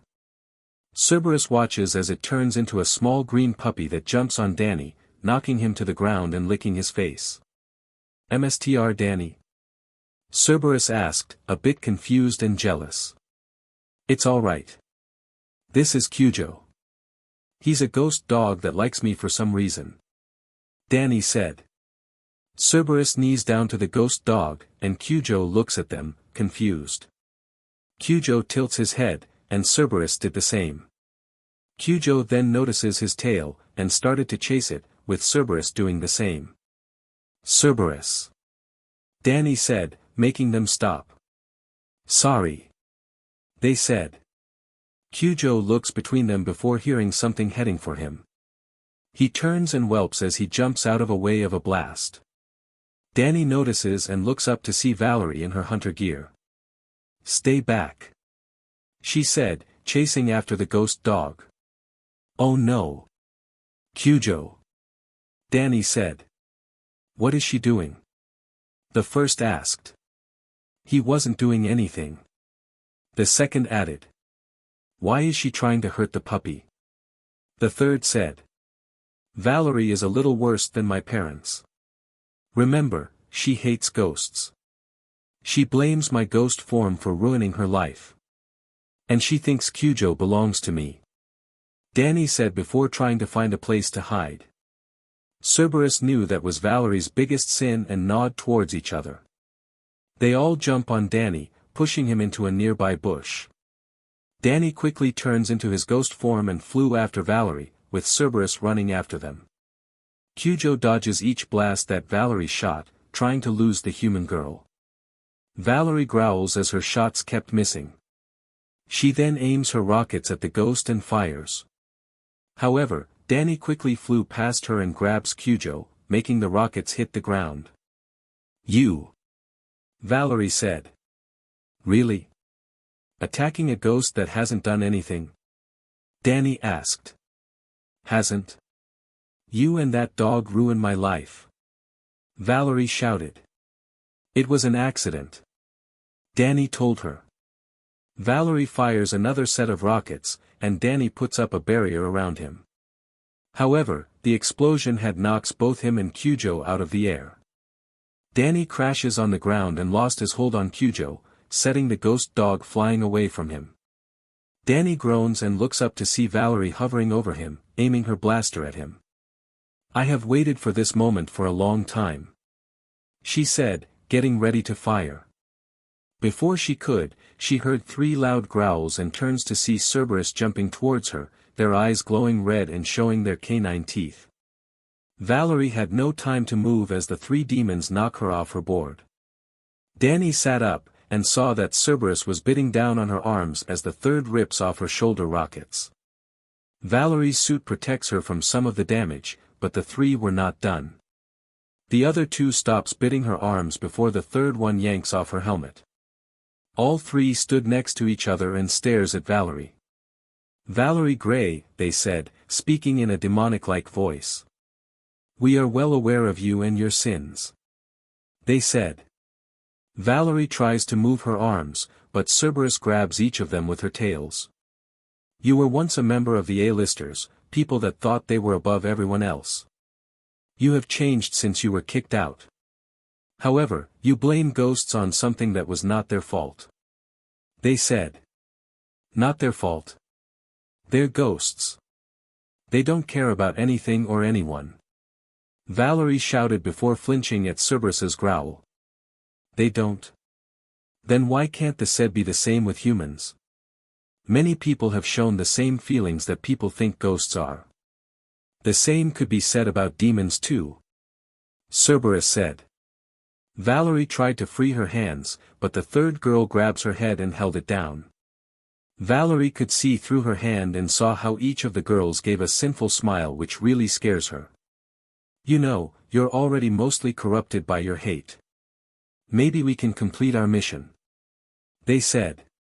Cerberus. Stop. They turn and saw Danny.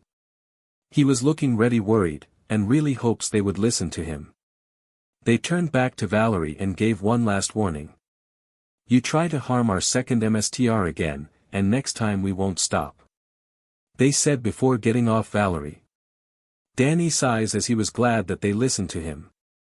However, he was shocked again that the middle girl once again kisses him. Valerie got up, and grabs her helmet. She slips it on and reaches for her blaster.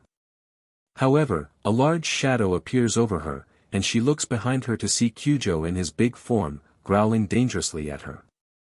Valerie couldn't move in time as Kyujo grabbed the back of her suit and started to shake her around. Kyujo. Danny said. Flying up to the ghost dog.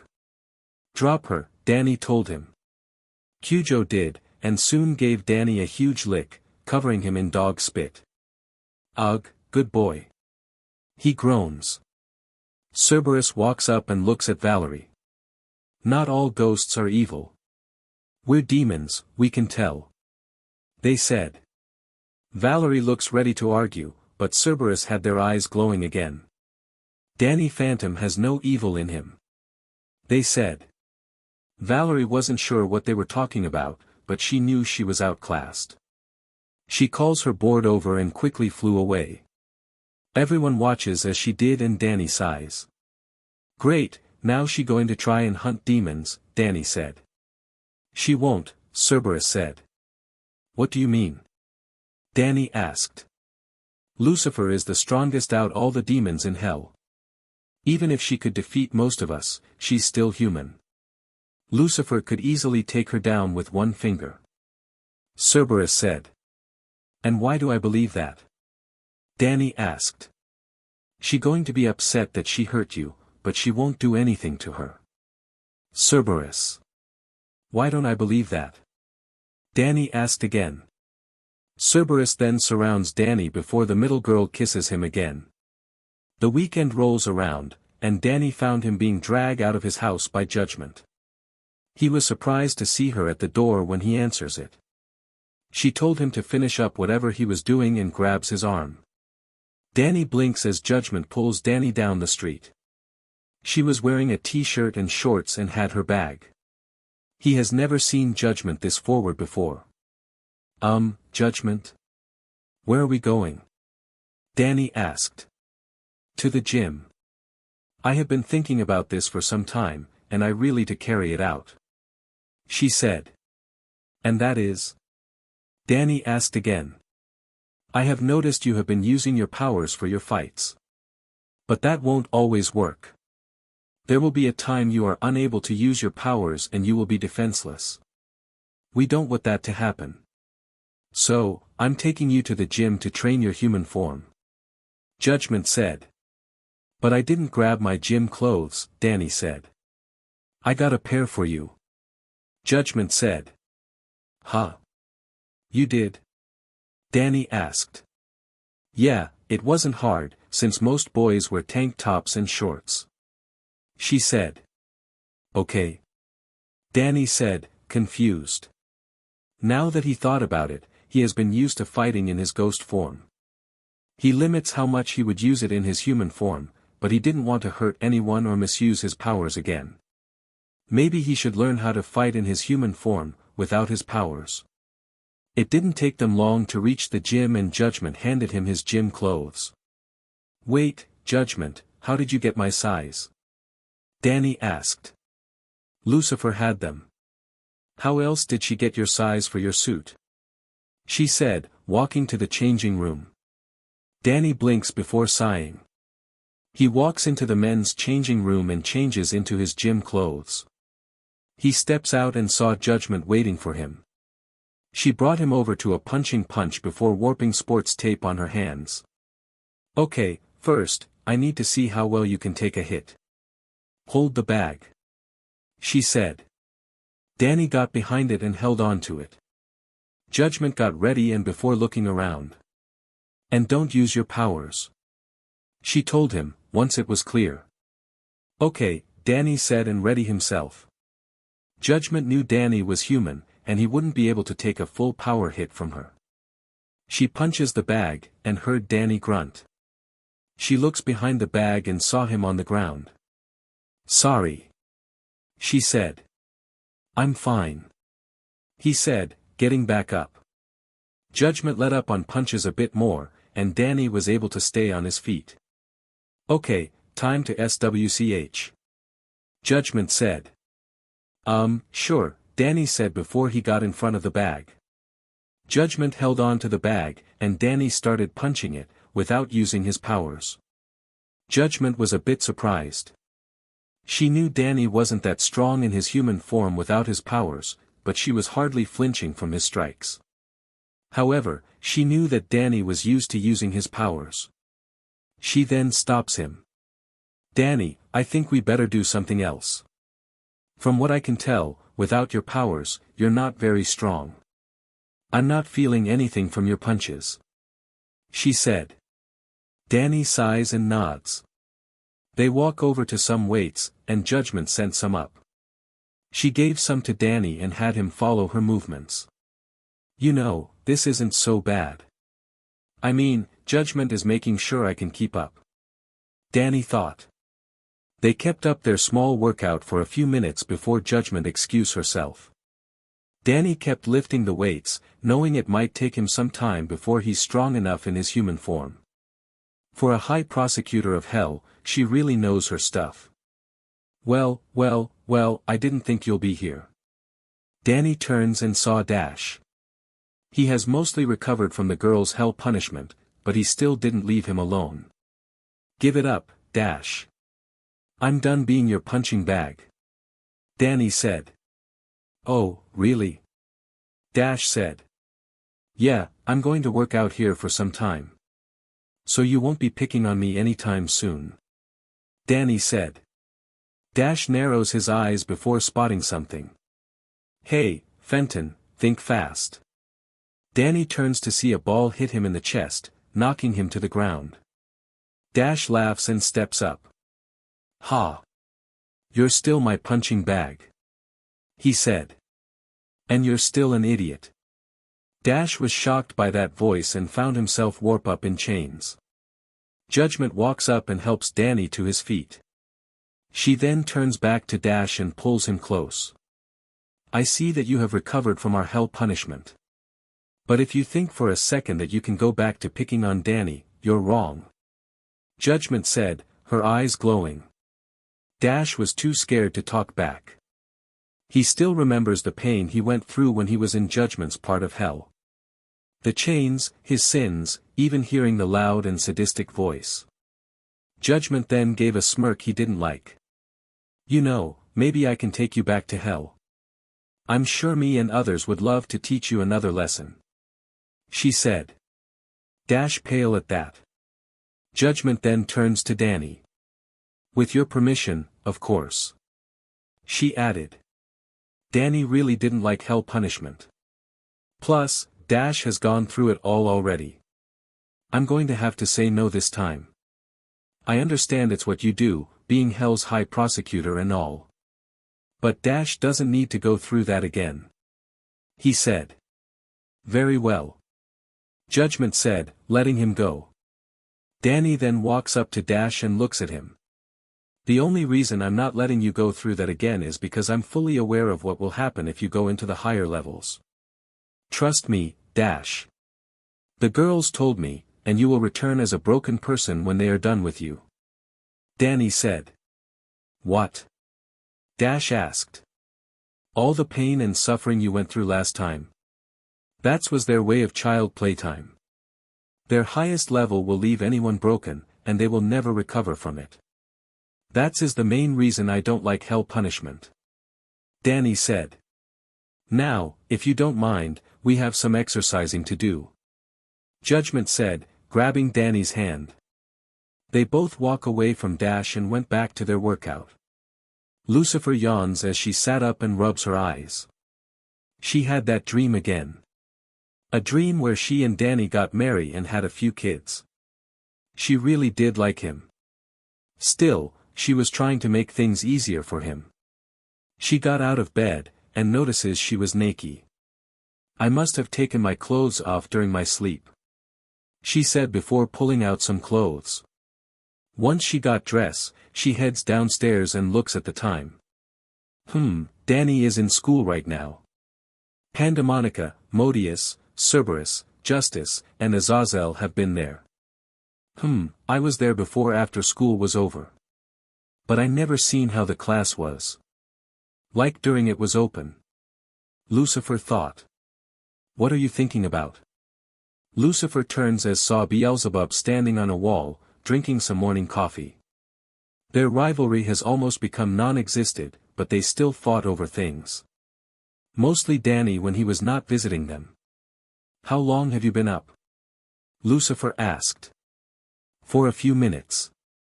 I see you're lost in thought. Is it about the mortal we both like?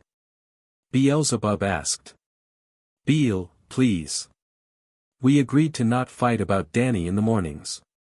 Lucifer said, rubbing the bridge of her nose. I'm not. Besides, Danny is the talk of the apartment. Even when he's not here. Plus, Judgement has been taking him to the gym. Makes me wonder if he going to cute her with some more muscles. Beelzebub smirks. Lucifer rolls her eyes. She understands that Judgement is having him train in his human form to stand up for himself, and she was fine with the way Danny was. However, Lucifer did remember what Judgement told her when they returned from the gym. Dash was almost fully recovered from his hell punishment, but he still hasn't let up on the bullying. Even during his recovery, he would set his goons on him. Being the devil herself, she was used to seeing others mistreat people, and she usually encourages it. But things were different when it was with someone she likes. She also recalls the rules that the A-listers told Justice, and how they wanted to treat Danny as he was a nobody. But they all liked Danny. He was the one mortal they all wanted to see grow up and live his dream. Lucy. She was snap out of her thoughts and saw Beelzebub shake her head. You really are a love-struck demon. She said, smiling. Inform the girls I'm going to be busy for a while, Lucifer said. Oh. Are you going to be busy lip-locking with Danny? Beelzebub tease. Lucifer ignores her and heads towards the door. I have some devil business to take of. She said before leaving. Casper hi. Danny sighs as Dash came up and pushes him into his locker again. It was clear now Dash had fully recovered from the hell punishment and was back to his old tricks. Once he knew it was safe, he phases out of the locker and headed for his class. As he sat down, he notices that Mr. Lancer was shaking a bit as he enters the class. Before we began, IWWW would like to welcome SSS someone to our wonderful school. He shudders. Everyone was shocked to see a white-haired girl with red eyes, a black and red business, and a pair of horns and tail. Danny was the only person that knew who it was. Lucifer? He asked, causing many of the classmates to be shocked. Wait. Lucifer? The devil? One student asked, shocked. Lucifer looks unamused until she notices Danny and smirks. Yes, I'm that Lucifer. Normally, I wouldn't care about mortals, but I came to check up on one that I'm very fond of. She said, smirking towards Danny. Danny had no idea what she was doing here. Lucifer then looks past Danny and spotted her two least favorite mortals. By the way, Mr. Lancer. You should know that Dash and Malina have been causing trouble in your school. She said, shocking them. Well, Mr. Baxter is the high school quarterback, and Ms. Sanchez is captain of the cheerleading squad, Mr. Lancer started to say but was cut by a glare from Lucifer. Even so, I do not approve of how those two are treating my boyfriend. She said. Boyfriend? A student asked. I see some of you are forgetful. I mean dannyphantom. Lucifer said. What? Shouted all, but a few, of the students. How do you think Danny got out of hell? He wasn't supposed to be there, and I let him leave. But not before doing something I never thought would happen. Lucifer said, walking up to him. He made me fall in love with him. she added, getting close to his face. Many students were shocked to hear that, and Danny blushed. Lucifer then smiles, and planted a kiss on him. Danny was shocked as a few of the students' jaws drop at the sight. Lucifer broke the kiss, and turns to Mr. Lancer. I will be joining your school for the day. Remember, I am the devil. If I see something I don't like, well, I sure you can guess what will happen. Lucifer smirks, making Mr. Lancer gulp. Danny looks at Lucifer, wondering what she was up to. She then turns and kisses him again. Later. Danny exited his class as Tucker and Sam quickly rush up to him. Dude? Lucifer is staying at our school? Tucker asked, shocked. I'm just as surprised as you guys are. I'm already expecting the rest of the girls to show up at some point. Danny said, sighing. So what do we do? I mean, this Lucifer we're talking about. Sam asked. For now, let's make sure no one pisses her off. She not the CEO and Queen of Hell for nothing. Danny said, a bit worried. While he has gotten to know Lucifer and learn how different she truly was, he was well aware that Lucifer is not someone to mess with. They might be under a deal, but someone has a chance of pushing her the wrong way. Tucker and Sam both nodded. Sam was still recovering from her punishment, and she was trying very hard not to let her jealousy show. She felt her heart hurt a little and clear anything thoughts of trying to break Danny up with Lucifer. Oh. And what do I see here?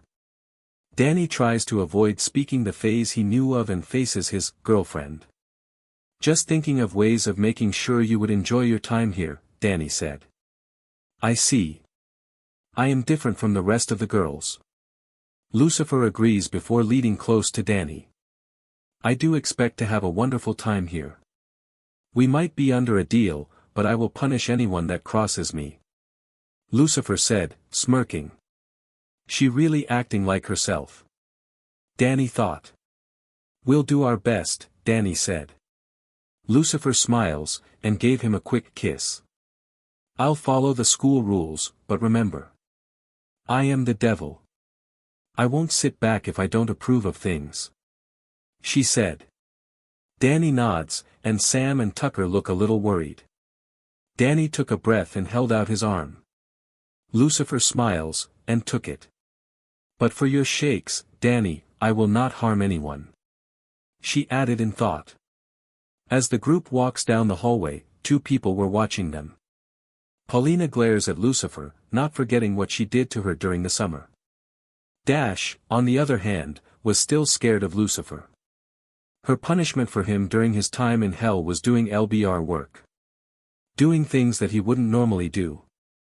Not to mention every time she turns to look at him, he couldn't shake the feeling that she was going to hurt him. Oh, that tramp is going to pay. Paulina said, angrily. As much as I want to help, Paulina, I'm not taking any chances with the devil being here, Dash said, making her look at him. She's no one special, Paulina said, rolling her eyes. No one special. Paulina, did you not hear what she say in class? She's the devil. The real devil. And she has Fenton as her boyfriend.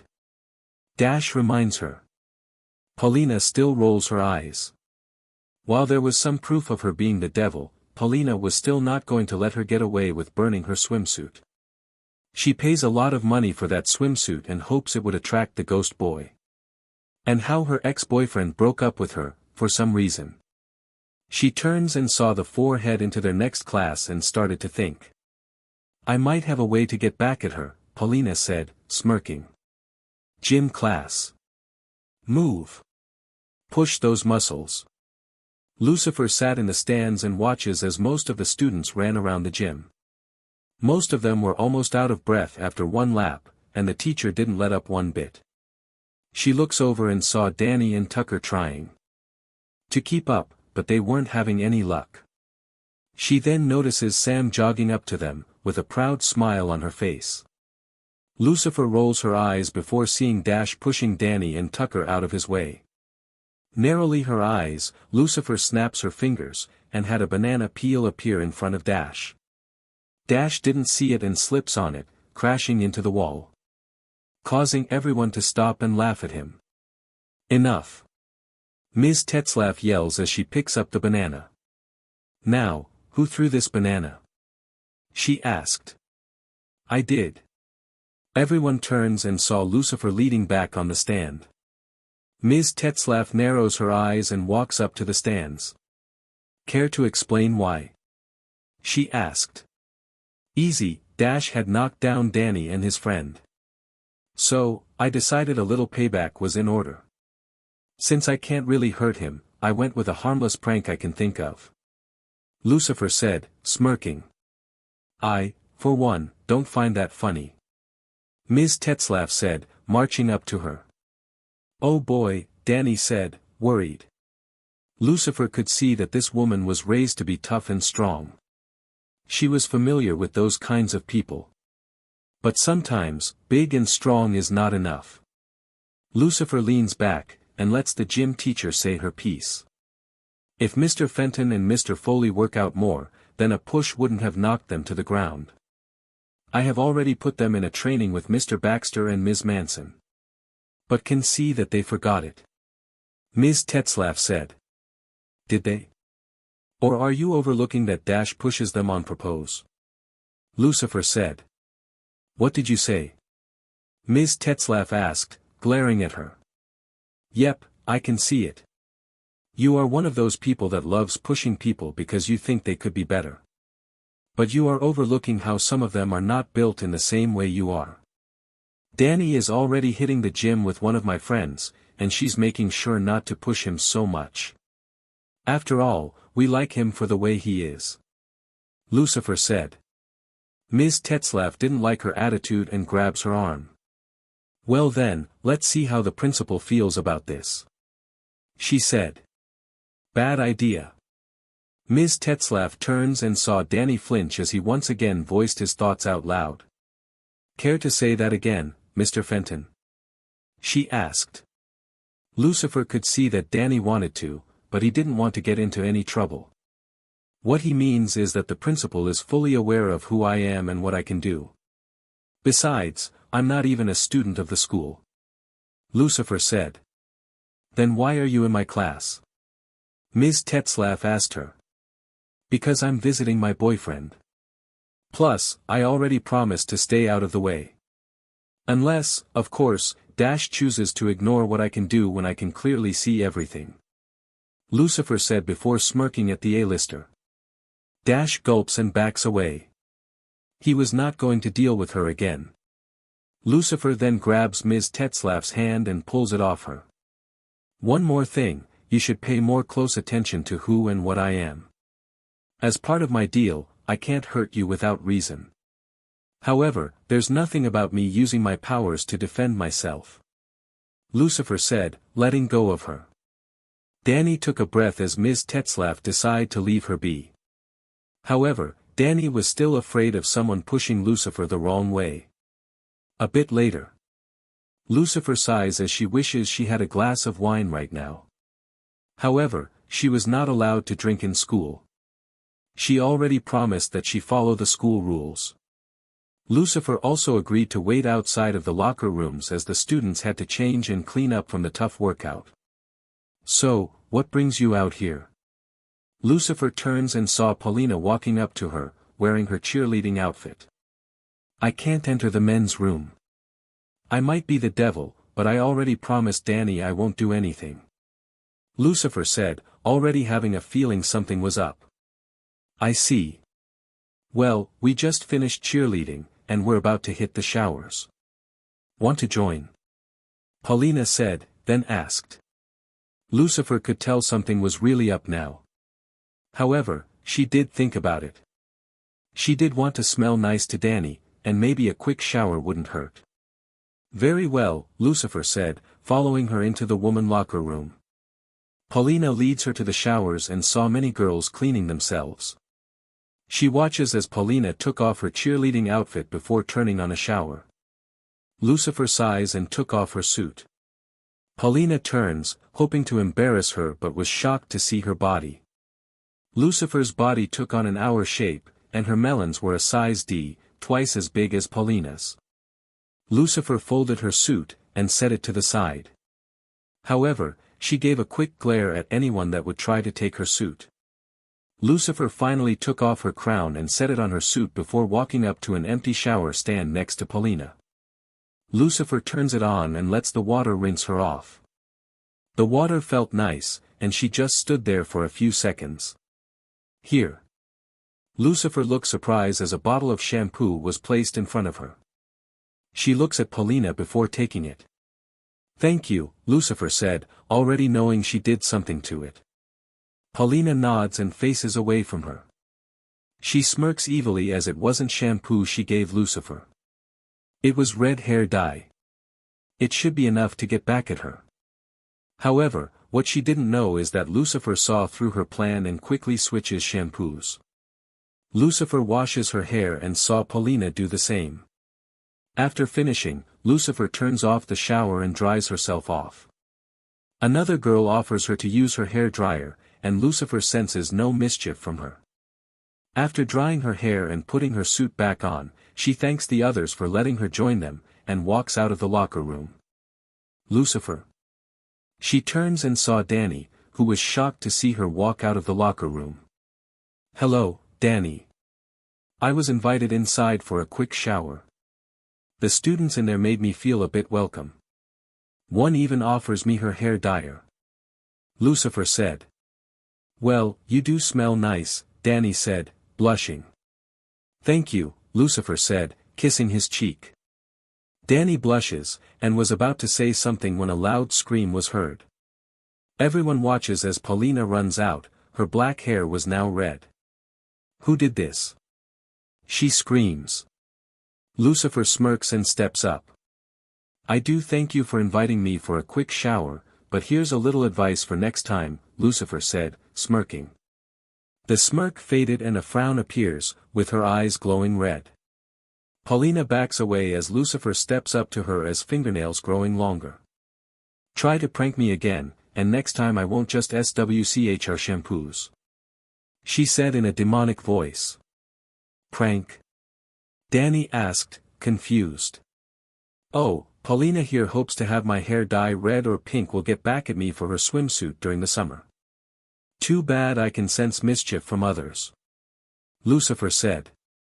Danny could only sigh as Paulina rushes back into the locker room, hope to dye her hair back. "Even if I would let my hair be dye, I wouldn't be ashamed of it." Lucifer smiles. Danny could only sigh as both he and Lucifer head for his next class. So alright folks, that's all for today. Stay tuned for part 7. Do subscribe, like and share for more such videos. Also check out the story and Phantom Fan 21 on fanfiction.net.